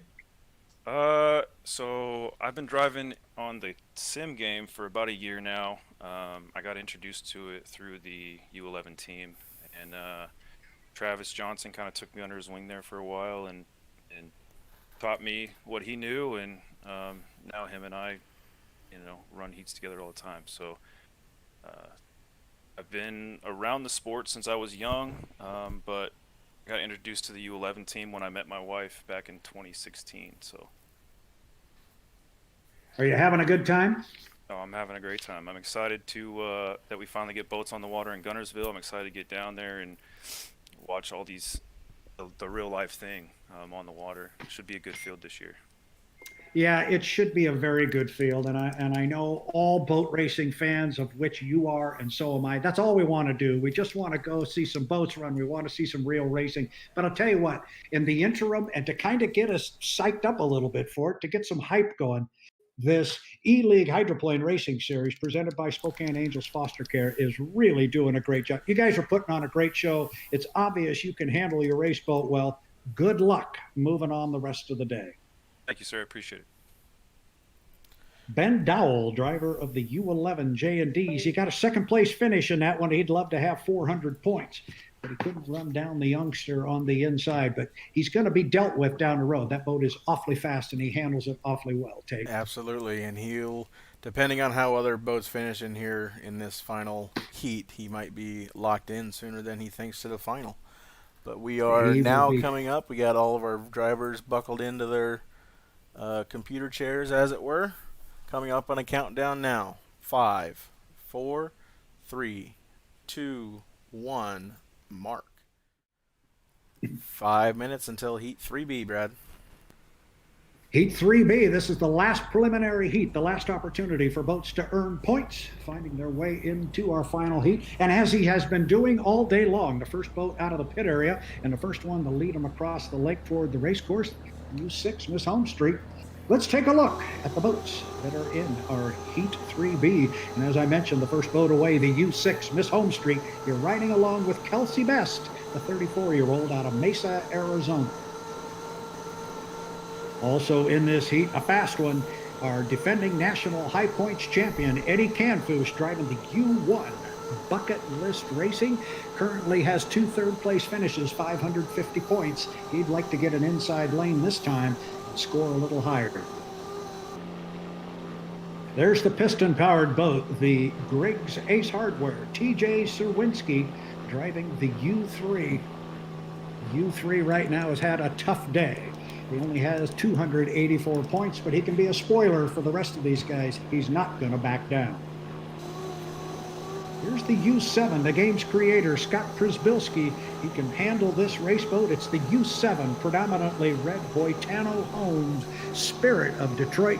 He's only got 474 points. He'd love to shock the world here, pick up 400 and a heat victory, and he is definitely capable of it. He has won races before. Now on board with the defending champion here in Guntersville, Quentin Miller, the U12, the Graham Trucking. He has had a very good day with a first place and a second place finish. He's got 750 points. He'd like to build on that, but he just wants to make sure he's clean, score points. He'll be in our final heat. Rounding out the field, the U48, Mickey Washburn driving the Lake Ridge Paving. Mickey has had a tough day with a third place finish and a DNF. 285 points scored today, but here's an opportunity for him to put that Lake Ridge Paving monitor out in front of the rest of the field. He's got it in him. If the boat's got it, he could be a player and spoil somebody else's day. It's Heat 3B. We're 2 minutes and 35 seconds until the start. And there seems to be a congregation going on down in that lower corner, Tate. As there always is. And look at Eddie, Quentin, and Kelsey all pulling each other up and way too early. And they all three have to go around. That's some of the games that they play with each other. And it's fascinating to see what everybody's going to do. Yeah, explain a little bit for maybe some of our new fans, Tate. I'm going to put you on the spot here. Sorry, but explain what you mean by that. Pulling somebody else up in there or forcing the other guys to leave. Like we talked about earlier, right where Scott Przybylski is right now, the boat spools up at about 23 seconds to get up to full speed, and if you're going around a corner, it's even less in this game. So you want to be at that buoy at about 20 seconds so you can slam your foot down on the accelerator pedal and get around and get up to top speed when you hit the 1 minute buoy, which is right where Eddie Canfush is going to pass now, right there. In about 40 seconds, he needs to be there, but not a second too early or he'll get a penalty, so you don't get leapfrogged up the backstretch and you maintain your inside lane that you fought so hard for in the turn. It looks like we got some crazy things going on in this milling period in 3B, Brad. Yeah, Quentin Miller's been living on an inside lane, but he's not living in it right now, and that was him that just went flying by on the outside, so he's going to have to put another loop in, and he had better hurry. He's only got 13 seconds to cut across the race course and come around with everyone. He is going to trail the field. Meanwhile, I mentioned Eddie Canfush would like to get an inside lane, got himself right there now. We'll see if he can hold it. 1 second. Mark looks to be clean, and it's Eddie Canfush in lane number one. A clean score up. There's a lot of speed on the outside. That's the piston boat, but I don't know if he's got enough overlap to move over. He may be able to come over one lane, but not going to be able to do more than that. Eddie Canfush holding on the lane one. Kelsey Best is out and 3, and Scott Przybylski is not going to let Kelsey Best move over on him. And you see Scott pull right up there and get very close to Kelsey Best as they got to the entrance pin of the corner. Lanes are now established. Again, Tate, that was a fast run up the back chute. Very, very quick. You want to hit that exit pin here at about 10 seconds in Guntersville. About 19 seconds, you're going to have Eddie in 1, Scott in 2, Kelsey in 3. In 4, you're going to have TJ Serwinski, Quentin Miller in 5, and rounding out the field in lane 6 is going to be Mickey Washburn, Brad. Yeah, first time we've put Eddie Canfush on an inside lane as we come up on 4 seconds, and Quentin Miller on an outside. 2 seconds, 1 mark. We're racing here in our final preliminary heat of the Race for the Southern Cup. Last chance to get points. Eddie Canfush is going to get down to the entrance pin of the corner first in lane number 1. Then it is Kelsey Best in lane 3, but he's got Przybylski sitting just inside of him in lane 2, and those two got very close as they came off the corner. And now up the backstretch, Canfush has opened up a little bit of a lead, maybe 4 or 5 boat lengths on the second place boats. And I say boats because there's 2 of them, Tate. Those 2 are tied together, Przybylski and Kelsey Best. Przybylski and Kelsey Best both need good points here to lock themselves into the final as they're behind Eddie Canfush's rooster tail. Oh no, Scott Przybylski goes over, and then he hits the U3. The U3 stays upright though, stays upright. He can continue. If he does not go upside down, he can continue. But he and TJ Serwinski and Quentin Miller have a good fight for 4th place. Actually, 3rd place now as they head and complete lap number 1. Well, that was too bad up there in the top end of the race course. It was going to get awfully, awfully tight up there in that corner for Mr. Przybilski. Not quite sure what happened up there. I'm sure the officials will take a look at it and let us know if there was any wrongdoing. But what it means right now is Fast Eddie Canfouche is up and running down the backstretch with a good lead right now on lap 2 of 3. Kelsey Best is in 2nd place, driving on his home street, the U6. The fans in Madison, Indiana are pleased with that, and so are the folks up in Snohomish as they're watching one of Team Orange, the U1 Bucket List, and Eddie come off the top end of the race course with one more lap to go. One more lap to go. He's got to keep it on the water. He's got about 2 Rooster Tails in the lead here and in front of Kelsey Best, and it looks like TJ Serwinski has put a pretty healthy lead on Quentin Miller in 3rd and 4th place as Eddie Canfouche starts the final lap and heads into turn number 1. Yep, we are on the lower end of the race course on the 3rd of 3 times around the race course. Kelsey Best does not want to go away from Eddie Canfouche, but Eddie is keeping an eye on him. Eddie's got a whole lot of water to work with, and where you've been talking about that rough water in lane number 1, the way the boats are positioned on the course right now, you see Eddie up there in the lead. He can use a lot of different lane space up there in that corner. That definitely plays to his advantage. Absolutely. He's going to hit the entrance pin here for the final time. You see those rollers out in front of him. You do have to contend with those. If your sponson hits them, you have to change the attitude of the canard and change the attitude of the boat to keep your boat on the water. It's a fine skill that I'm still trying to master. But Eddie Canfouche is going to take the Heat 3B victory here in Guntersville. Well, there he goes, and he will pick up that 1st place victory. 2nd place will go to the Miss Home Street, the U6, and Kelsey Best. 3rd place is going to go to TJ Serwinski in the piston-powered boat. A good finish for those guys. The guy who's had a great day all day is Quentin Miller, but he picks up a 4th place finish here in our Heat 3B. See Kelsey and Eddie giving each other a couple sponson taps, telling them good job. Oh, gosh. Well, you know, that Kelsey zooms by right there. There's a little bit of bright orange on that white and blue. Might have a nice look to it. It might.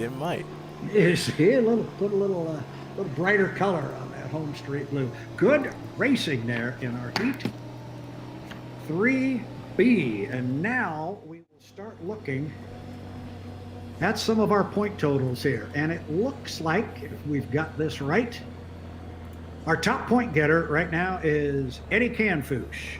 That 1st place finish has vaulted him on top of the standings, along with his 100 qualifying points to 950 on the day. Quentin Miller is 2nd with 919. Matt Johnson, 3rd on the list with 895 points. 4th, Carson Kelly, he made it, 830 points. Ben Dowell gets in with the 799 points he has earned. And our 6th boat on the front row, rounding out our final field, Bo Rarig in the Bucket List Racing 2, 736 points. This is setting up to be a barn burner of a final, as we've got 6 of the fastest boats ready to go. They're tight in points, but remember, Tate, and you know this well, we can throw the points out the window right now. It's a winner-take-all final. Absolutely. We got the provisional to run first, but once you get into that winner-take-all final, we throw all the points out the window, try to get that big trophy at the end of the day. And I believe we have Eddie Canfouche joining us, Brad, in the announcer's booth. Hey, Eddie, Brad Luce here. Can you hear me? I got you loud and clear. Gee, I was starting to think you didn't like me anymore. You weren't coming up here and talking to me, but looks like in this 3rd heat you decided to move inside, get an inside lane, and look what happened, 400 points. Nice run. Yeah, I heard you saying. I guess I'm top of the board in points right now, which I did not see coming, to be completely honest. I thought, in my mind, I wasn't having a great day today with those 2/3, which sounds kind of ridiculous now that I say it out loud. But, I mean, the boat's been fast all day, and I just haven't been putting myself in a good spot to get towards the inside until that last heat, and I knew I had to pull something out to guarantee I'd be in that final. And I was able to pull a move I've been trying to pull for quite some time now. I finally got it to work. I think this is the first time. So I am pretty proud of that one. Well, now are you a little bit worried that you showed everybody your brand new patented move and it wasn't the final? I'm not worried at all. Like I said, I've been trying to do this move probably for over a year now. If you remember, actually, I went back. I was watching the last season Guntersville race. I tried it, and I think the first heat and failed miserably. So everyone knows I've been trying to do it, and it's just hard to pull off. But when it works, and you saw it there. I was able to get lane 1 and the U1 bucket list racing boat. Good piece of equipment under me. So not necessarily a new move, just the first time it works. Well, good for you. But you're in the final. You are the top point getter, and you're the top qualifier. So all the problems go right out the window. Now it's just about one thing. Win this next heat. I'm going to expect this start sequence that we're going to see in this final heat might get a little, how might we say, messy. A lot of you are going to want that lane 1. I'd expect nothing less than a messy mill in this next race. We all know each other way too well by now. So, yeah, it's going to be a tough one, but I'm really looking forward to the challenge. There's a lot of really good strategic minds in this final, and I'm really excited to see how it pans out. But that's kind of that's the fun of it, right? You get to know these guys so darn well, and you know what they're thinking, and they know what you're thinking, and let's go out and settle it on the water. Yeah, it's really fun knowing what everyone's going to do, but that also means that you have to keep coming up with new strategies, or else they're going to get lane 1 every time. So, oh gosh, well, this has been a lot of fun today. I'm glad you finally decided to come up and talk to me with your first place finish. Congrats, you're in the final. We'll look for that bright orange boat to get out front somewhere. All right, thank you very much. And one last thing before I go, just want to thank Angels of Washington for sponsoring the series, as well as Jesse Stitches and the APBA. It's just super cool that we get to do this again. And hopefully everyone watching at home has been able to enjoy it. Thanks to the Stocklands for letting me drive their boat again, and Taylor Evans for not firing me, and just everyone on that crew for being so cool this past year. And I just really appreciate it.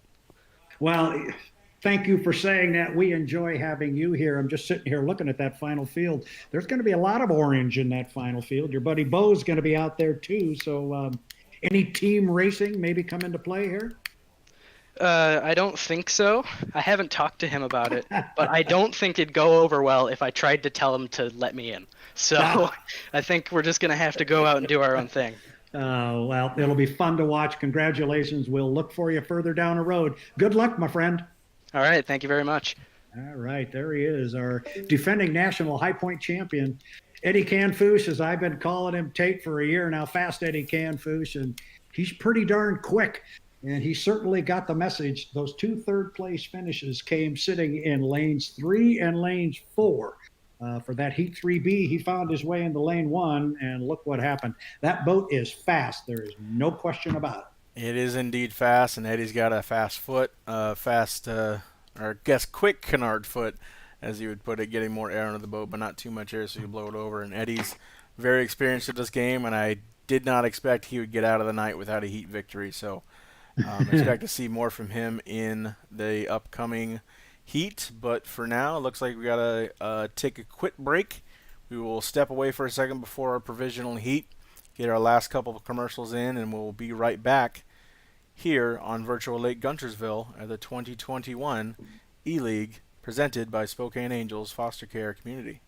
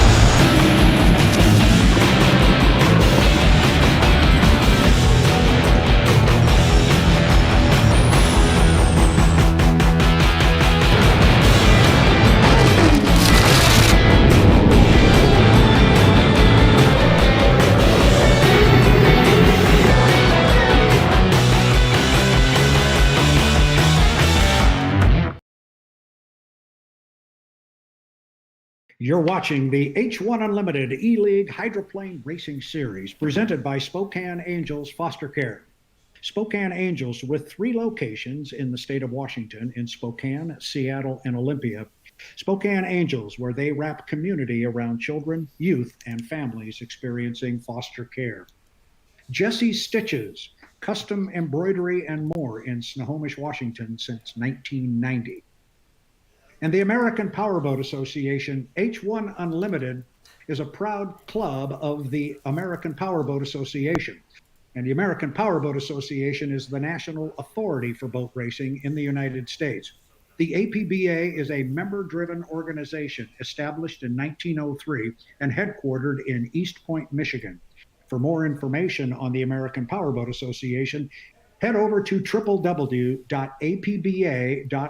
That's www.apba.org. And last but certainly not least, a sponsor who has been with us for many years, Atomic Screen Printing. They are a leading Northwest producer of high-quality screen-printed and embroidered products since 1998 from Kennewick, Washington. Thank you to all our sponsors for your participation in today's racing. Tate, I think it's about time we put a provisional field on the water and find out who is going to be our trailer boat in our upcoming winner-take-all final.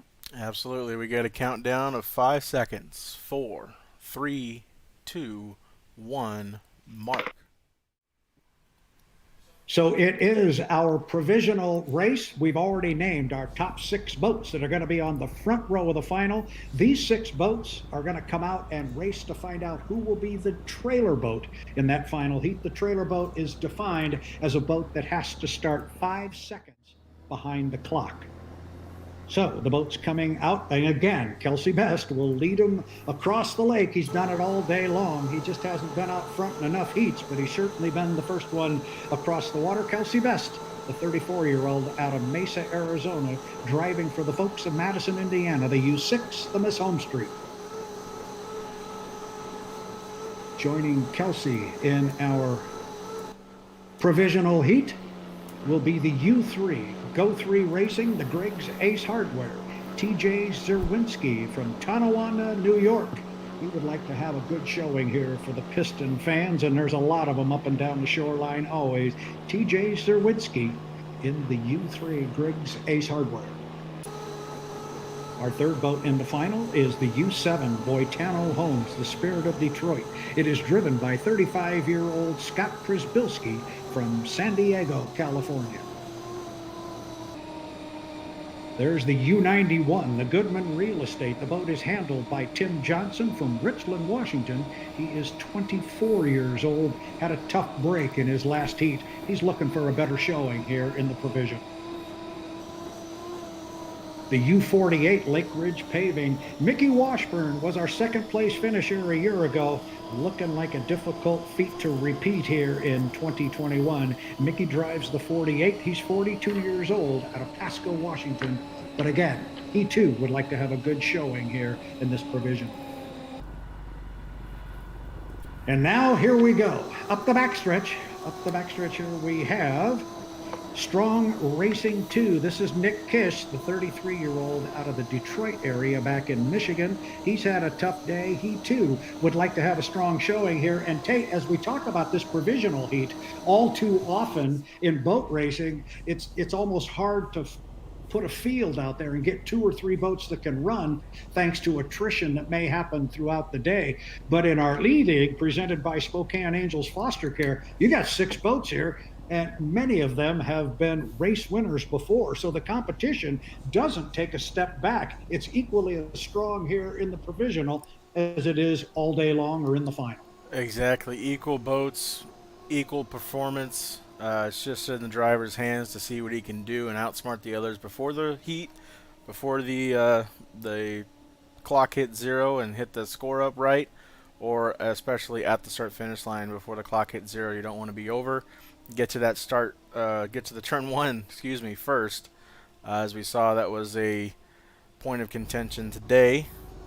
And as the field lines up here, we're at about 45 seconds, so about 25 seconds from that 22nd mark at that first buoy. It looks like it's Przybylski, Washburn, and Best past the entrance buoy to turn number 1. Then we have Tim Johnson hanging out here as we hit 30 seconds. 30 seconds until the score-up buoy, the exit pin of the corner. Again, you cannot cross that buoy before the 1-minute gun to be a legal starter. Still got 16 seconds until the start. That's Nick Kish coming around on the outside. He may be too early. He's going to jump over in front of the other boats. May have a shot if he wants it at lane 1, but is he early? We're inside 5 seconds. We're coming up on 3, 2 seconds, 1, mark. And he was there. Nick Kish appeared to be behind the exit pin. Clean Appears to be score up. legal. Clean score up. So up the backstretch, there goes Kelsey Best with a lot of boat speed, and he is able to move over into lane 1. There you see Mickey Washburn driving the 48 up the backstretch. It appears as though, is that Tim Johnson? It is. No, yes, Yep. Tim Johnson is in lane 2 as they get the top end of the race course. And it is Kelsey Best who has placed the blue and white Miss Home Street in lane 1. Still 28 seconds until the start of our provisional heat. Again, we are racing for a trailer position in the final. And boy, those guys are early. Look at them plowing water coming around the top end of the race course. It is Best in 1. It is Johnson in 2. It is Washburn in 3 as they come off the top end of the course with inside 10 seconds until the start. This looks like it could be a very competitive start as we're coming down. We're 3 seconds, 2 seconds, 1, mark. And we are racing here in our provisional heat, the last heat before the finals. And they are running hard down into the corner, and it's going to be 2 boats down there dead even. Tim Johnson and Kelsey Best got there right together, but it is Best with the inside lane position, and he's going to come out about 2 boat lengths ahead. Brad, I'll take it up the backstretch here. Kelsey Best is still leading Tim Johnson up the back straightaway, and both of the Madison Racing boats are battling it out here as they enter turn number 2. Kelsey gets there first with Tim right on his hip, and Mickey gets in the hallway in between the U7 and the U91. Kelsey Best and Tim Johnson coming off the upper turn about a half a rooster tail apart from one another as they finish lap number 1, start lap number 2. Again, you leave it all on the line here. You do not have anything to worry about in terms of points. You need to win this heat or nothing else happens the rest of the day. You pack up your truck and you go home for the rest of the day, Brad. Yeah, well put. I'm sorry I dropped off there for just a minute, but I am back on the backstretch of lap 2 of 3 in the provisional heat. Kind of like the final. Throw the points out the window. You either win this one or you pack your boat up in your truck and head out of town. So right now it's Kelsey Best trying to run that beautiful powder blue and white Home Street up the backstretch. But I'll tell you what, Tim Johnson just does not want to let him go. Interestingly, both of these boats owned by the citizens of Madison, Indiana. So albeit not the final tape, the citizens of Madison can be happy in a provisional, a very competitive provisional. They're running 1-2. Running 1-2 in any heat's good for Madison, Indiana. And it looks like we lost Mickey Washburn as Tim flies the boat down the front stretch trying to catch Kelsey Best down the front straightaway as they hit into turn number 1. They're going to be deck to deck. Yeah, flying was kind of, you were not kidding at all. He had the boat way up in the air, but if you're going to go fast, you're going to have to fly it. We all know the rules of physics here. Any part of your boat that's touching the water, it's dragging in the water. So the idea, get it as far out of the water as you can without going too high. There you see him working the canard wing. That's that movable flap right on the front of the boat to the left. Oh, there right. he goes! Over he goes. Over he goes. We were on board with Tim. He was flying it as high as he could, as if right on cue. Flying the canard wing there. He got, as we say, too much wing into it, got too much air into the boat, and over it went. Absolutely. Oh. He doesn't have anything to lose. He was in second, and second place wasn't going to get him anything, so he needed to push it, and he couldn't catch Kelsey, and he takes the provisional heat win. Kelsey Best. Kelsey Best in the Miss Home Street. Wonder if he got an opportunity to see his teammate, if you will. See Tim Johnson blow it over. Tim, as if it was right on cue, Tate. He couldn't have done it at least a better time for us. Talking about the wing and how you fly it, you got too much and That's what happens, and it happens quick. And once it starts to go, you get to a point of no return. Once that nose comes up, the propeller drives the back of the boat underneath the front, just exacerbates the situation, and over she goes. Absolutely, and it's so easy to do here in the sim. Get your boat too high and blow over. But like he said, he needed to do it. Second place wasn't going to get him anything. But you already have one Madison Racing boat into the final, albeit as a trailer. We're going to get our final heat underway. As soon as these boats climb back to the pit area, we're going to send our final heat back out. And as bad as that crash was for the U91 Goodman Real Estate and Tim Johnson, he will drive the boat back to the pit area. They'll put it on a trailer and everything's fine. So no harm, no foul in the E-League Hydroplane Racing Series presented by Spokane Angels Foster Care. Absolutely. I'm pretty sure Charlie Grooms is happy he doesn't have to fix his boat before the final heat. They don't have to. There will be no thrashing tonight and trying to get the boat to a shop and all that good stuff. So one of the fun parts here of our E-League Hydroplane Racing Series. I don't know about you, Tate, but I am ready. This is going to be a dynamite final heat. We've got the defending national high points champion. We got last year's champion. We got the young kid in here. There's a lot of speed in this one. This is going to be good. I'm ready. There is a ton of speed in this one, and I'm excited. We're waiting on a countdown here for the final heat, but your final heat lineup: U1 Bucket List Racing 1, Eddie Canfouche. U12 Graham Trucking, Quentin Miller has the second most points on the weekend. U98 Graham Trucking American Dream. So Rob Grant, his fleet, both boats 2 and 3 in points and into the final. Strong Racing U8, that'll be Carson Kelly. Miss J&D's U11, Ben Dowell. U40 Bucket List Racing 2 with Bo Rarig, and you just saw Kelsey Best bring the Miss Home Street around for the win in the Provisional. He'll be lining up as a trailer boat. Remember, we go 5 times around, Brad. Yeah, I was just going to say, I got to remind everybody, it's 5 times around this 2.5-mile Aqua Oval, and it's winner take all. We talked about points all day long. Well, now we forget about them. You win this one, you get the big trophy.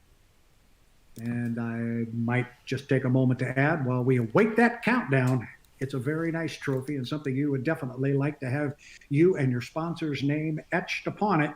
Our defending champion, Quentin Miller, has had a good day. He'll be looking to repeat. Absolutely, and we'll see how the milling period unfolds. We know when we've seen Quentin Miller and Carson Kelly both get up there and park their boats and fight for lane 1 really hard. They are in the same heat now, so they're not going to be able to spot for each other and help each other out. And then we know Matt Johnson, I've raced with him before, he does not like to park as often, so we'll see if he makes me a liar, but I'm assuming that he's going to go all the way around and hit a flyer on the outside and try to leapfrog into lane 1, because it is doable. We just haven't seen we've seen a couple people do it today, but the preferred starting procedure, if you can do it, is parking and fighting for that lane 1, Brad, as we have 5 seconds to the final heat for the 2021 E-League Guntersville Hydrofest. 5, 4, 3, 2, 1, mark. 5 minutes. 5 minutes to the start of the final heat of the Guntersville Lake Hydrofest, the race for the Southern Cup, and they're coming away from the pit area on the other side of the lake. 1, 2, 3, 4, 5, 6. And all 6 boats, I believe, are moving, and there will be a 7th because we will have the Miss Home Street coming out as the trailer. Let's look at our field one more time. The U440 Bucket List Racing, Bo Rarig, the young man out of Monroe, Washington. He's had a good day. Boy, he would love to pick up a first place finish here in the final. Bo Rarig. On board here with young Carson Kelly, representing Daryl and Vanessa Strong, and Strong Racing, the U8, the young man, and by young, I mean 11 years old, out of Bonnie Lake, Washington. He backs down from no one. What a surprise and fun time this would be for that young man if he could pull off a victory here in the Southern Cup. Looking at U1, the other bright orange boat. Orange and Black Bucket List Racing. It's driven by our defending 2020 National High Points champion. It is Eddie Canfoose, the young man, 18 years of age, out of Grand Island, New York, would love to deliver a victory here to Sharon and Kelly Stockland up in Snohomish. The Graham Trucking U98 red, white, and blue. Can't miss this boat on the water. Graham Trucking American Dream. The 30-year-old out of Renton, Washington. He is Matt Johnson. He's had a good day, and this boat is quick. He's going to have to get it on an inside lane. We'll watch his start sequence, as Tate mentioned, see if he can get it in there. The Graham Trucking, our defending Southern Cup champion, Quentin Miller, a winner a year ago in the U12. The Graham Trucking, Quentin calls Mercer Island, Washington home. He'd love to call himself the champion for the second year in a row of the Guntersville Lake Hydrofest. We also have the U11, the Chartreuse and Carnival Orange J&Ds, driven by Ben Dowell. The young man originally from Tacoma now resides in Nashville, Tennessee. He's 32 years old. He too would love to deliver a victory here for his owners, Scott and Shannon Rainey and the entire Rainey family. We'll see how it plays out. There's our trailer boat. Kelsey Best barely had enough time to get in, put the boat on the trailer, throw some fuel in it, and put it back on the water. He will be our trailer boat. He has to start 5 seconds behind the clock. Doesn't have to start necessarily behind the field, but he's got to be 5 seconds behind the clock. And you see that sun, Brad. You and I have both been down in Guntersville, Alabama at about 4 o'clock, and that sun sets right on the other side of the lake, and it makes it kind of difficult to see the boats out here, but we'll get a nice helicopter angle and make sure we can get the boats identified. But they're starting to really troll down here. We have Ben Dowell and Carson Kelly both trolling. Eddie Canfoose is going to go around. Bo Rarick is hanging back a little bit. We'll see what they do here with 45 seconds to the 1-minute gun. Yep, this is that all-important move for that inside lane. Eddie Canfoose, he found out today that he got 2 third-place finishes, putting in an outside lane, got a lot of boat speed. He was able to stick it in lane 1, came up with the victory. So I'm expecting something interesting from Eddie Canfoose as we watch him right here. That's him that just went by the entrance pin to the corner. Still 20 seconds until the start. What are you going to do, Eddie? He's out wide from anybody. Now he looks to be bringing it back to an inside lane. Still got 15, 14 seconds to kill here. He's moved to an inside lane, Tate, but can he keep it behind the score-up buoy? We'll see if he does. Ben Dell's going to have to find another lane. He's been boxed. 3, 2, 1. Mark. Eddie might have been over. We'll check on the official rating. He was. He's going back around. Eddie Canfoose jumped the 1-minute gun, Brad. Tough break for him, but it's a big break for U8 Strong Racing Carson Kelly. He now finds himself sitting in lane 1, running down the backstretch. Just to his outside there is Quentin Miller, and on the far outside, able to do some leapfrogging from the outside all the way to lane 3 is Matt Johnson driving the 98. But look at this. Eddie Canfoose went for it. He overpaid for the inside lane. He had to go back and pick up the buoy. The recipient, the beneficiary of all that, Carson Kelly. Can he hold this field off and get down to that lower corner on time? The young man's got a job to do right now with 16 seconds. We're on board here with Eddie. Watch Eddie to drive the daylights out of this boat. He's going to try and run him down. Here we come to the start. 7, 6, 5, 4, 3, 2, 1. Mark. We are racing here in the final heat, the race for the Southern Cup. Remember, fans, we go 5 times around. They're 4 wide down to the corner. Carson got down there clean in lane 1, but he's got a lot of company, and they're going to come off of the corner here. Quentin came together. I think he came together with the 11, or was that Matt Johnson? Not sure exactly who the other boat was. There was contact in the corner, but the race continues up the backstretch. It's Carson Kelly in lane number 1, about 3 boat lengths back. It is Bo Rarick driving a 440 Bucket List Racing. They got tangled up down there in turn 1, Tate. They did. It was the Graham Trucking teammates, Matt Johnson and Quentin Miller, getting tangled up in turn number 1. But it's Carson Kelly and Bo Rarick, 1-2, coming out of turn number 2 here in Guntersville. Carson Kelly's going to lead the first lap, it looks like, if Bo can't get more air into the boat and chase down Carson from the outside. But it's going to be a tall order, Brad. It is going to be a tall order. And just as you mentioned, he's going to have to get a lot of air into the boat. Look at him fly it. He knows that's the only way he's going to get enough speed and run down the young man. But Kelly's driving a daylights out of that Strong Racing entry.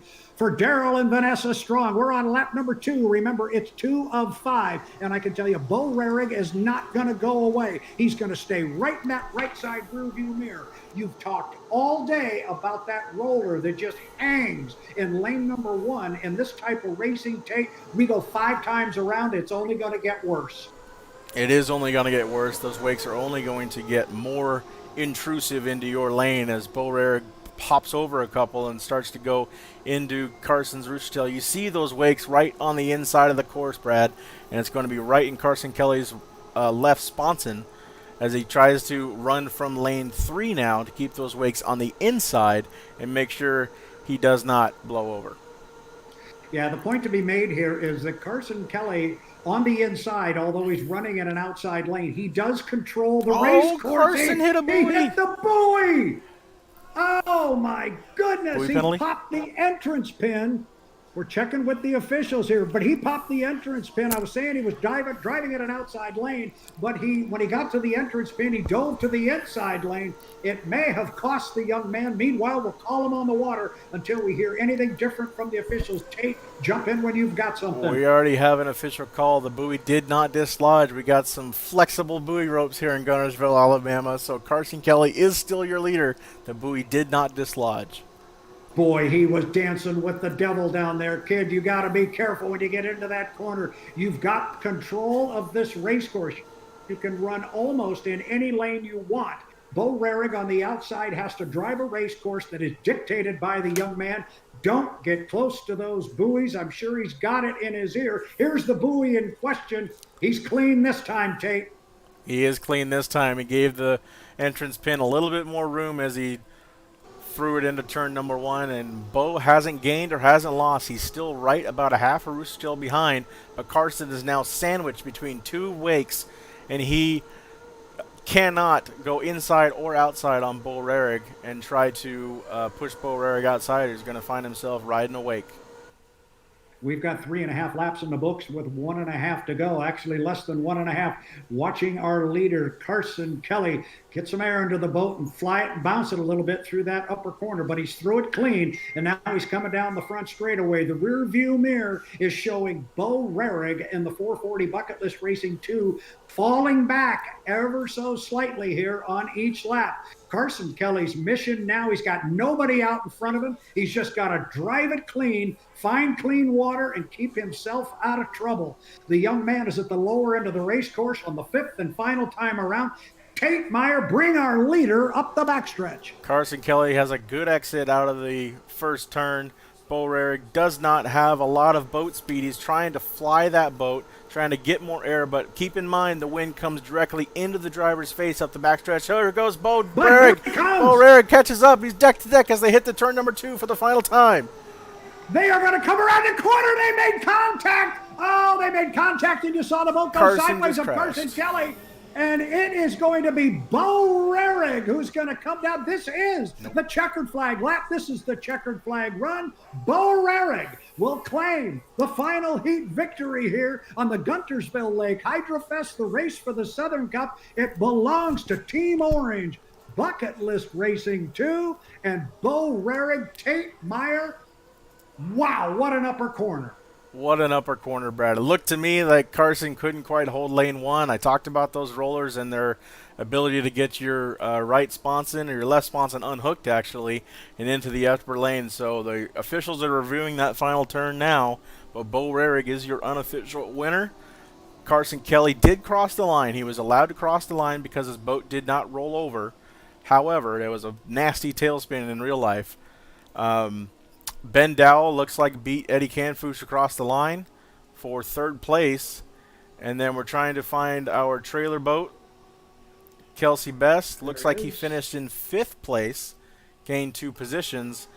And Quentin Miller is still going, but I believe he'll have a penalty coming to him, if I heard the radio correctly during the heat. But DSQ on the 12 for causing his teammate, the U98, to crash. Tate, did Carson Kelly, I know you mentioned he crossed the finish line and did finish. Did he finish in second place? He will finish in second place if he's allowed Pending. to be pending. Yes, yes. And I Okay. just hearing now that there was no call in the final turn. Bo Rarick is your winner of the 2021 E-League Guntersville Hydrofest. What a final heat, Brad. Wow, what a final heat, what a final lap, what a final corner. Where did Bo Rarick find the shoot speed at the top of that backstretch on lap number 5? All of a sudden he closed. And you had mentioned he's not gaining any ground. And as you were saying that, he just kept getting closer and closer. I know we both yelled at the same time. He pulled right up alongside him, and hopefully we can re-rack that tape and take another look at it. But that was an exciting upper corner. It was a great final heat. Those two just went at it tooth and nails. That was a good one. That was a good one. That was a good one. We will finish the final heat order, and we'll re-rack that replay here. But we'll have Bo Rarick joining us up at the announcers booth. Wow. It looks like we have Bo Rarick, our winner, up here now. Bo, congratulations. Oh my God! what a final heat that was! I'm telling you, Carson, man, that kid can drive. When he steps into an unlimited, watch out. Well, we might want to say, when are you going to step into the unlimited? Because I'd say, watch out. What a final heat, but what a final corner. Talk us through that upper corner with you and Carson. What went on up there? Well, at that point, like going out of turn 1, got the backstretch. I'm like, I don't know if there's enough time. I'll just keep it on the water and finish second. I'll still push it. But then all of a sudden, he started lifting. He was slowing down. Not sure if he was lifting or something, but I got around him. I was like, okay, I'm holding him in tight. And when I heard him spin around, and my first thought was, please don't let that be on me. I'll take full responsibility if that was on me. But I was just unfortunate for Carson. I would not have wanted it to finish that way. I wanted to finish side by side with him, but that was really fun. Well, it was awfully fun to watch, and you just kind of led yourself into my second question. Tate and I were talking before you got into the booth here and joined us. Where did the speed come from at the top end of that backstretch on the last lap? You made it sound like there that maybe you thought Carson was pulling his foot a little bit. We're watching a replay of it right now, and man, did you close up that backstretch. Yeah, I was kind of surprised myself. I didn't think I was going any faster than I was, but maybe he was just afraid of some wakes or something. I don't know. It's a mystery to me. I'll have to talk with him afterward. I have half a notion there's a couple of people with the last name Stockland that are pretty happy right about now. Oh yeah, Kelly and Sharon, I hope you enjoyed the show. Thanks again for letting me drive the 440 for you guys, and hopefully I'll be able to come over to the shop soon and help you guys out with the real boats. Speaking of which, I think I can speak for all of us. We are itching for the real boats to get back on the water soon in Guntersville, Alabama at the end of June. Yeah, I think you just spoke for everybody who is a boat racing fan, or even some people that don't know they're boat racing fans yet.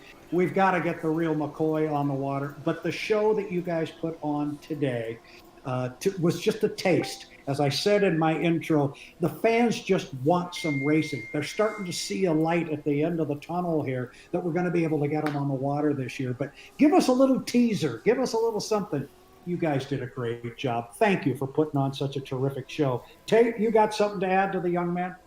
Bo, great job. You stuck with it to the very end of the last lap. You didn't gain really or lose anything. You were kind of at halfway past his rooster tail until that final straightaway. It looked like to me Carson was in between two wakes, and that might have slowed him down up the backstretch. Great job holding your boat in the right attitude as he hopped over your boat in the final turn. But great job. Thank you, Tate. Thank you. Before I head out of here, once again, I got to thank our sponsors, because without their help, this race and the H1&E League would not be possible. And that is Angels of Washington Foster Care, Jesse Stitches, the American Powerboat Association, and, of course, Atomic Screen Printing. Thank you guys so much for what you do. Can't say it any better than that. Bo, congratulations. Go enjoy the spoils of a victory. You are the 2021 Lake Guntersville Hydrofest Race for the Southern Cup champion on the H1 Unlimited E-League Hydroplane Racing Series, presented by Spokane Angels Foster Care. They're going to put your name on the trophy.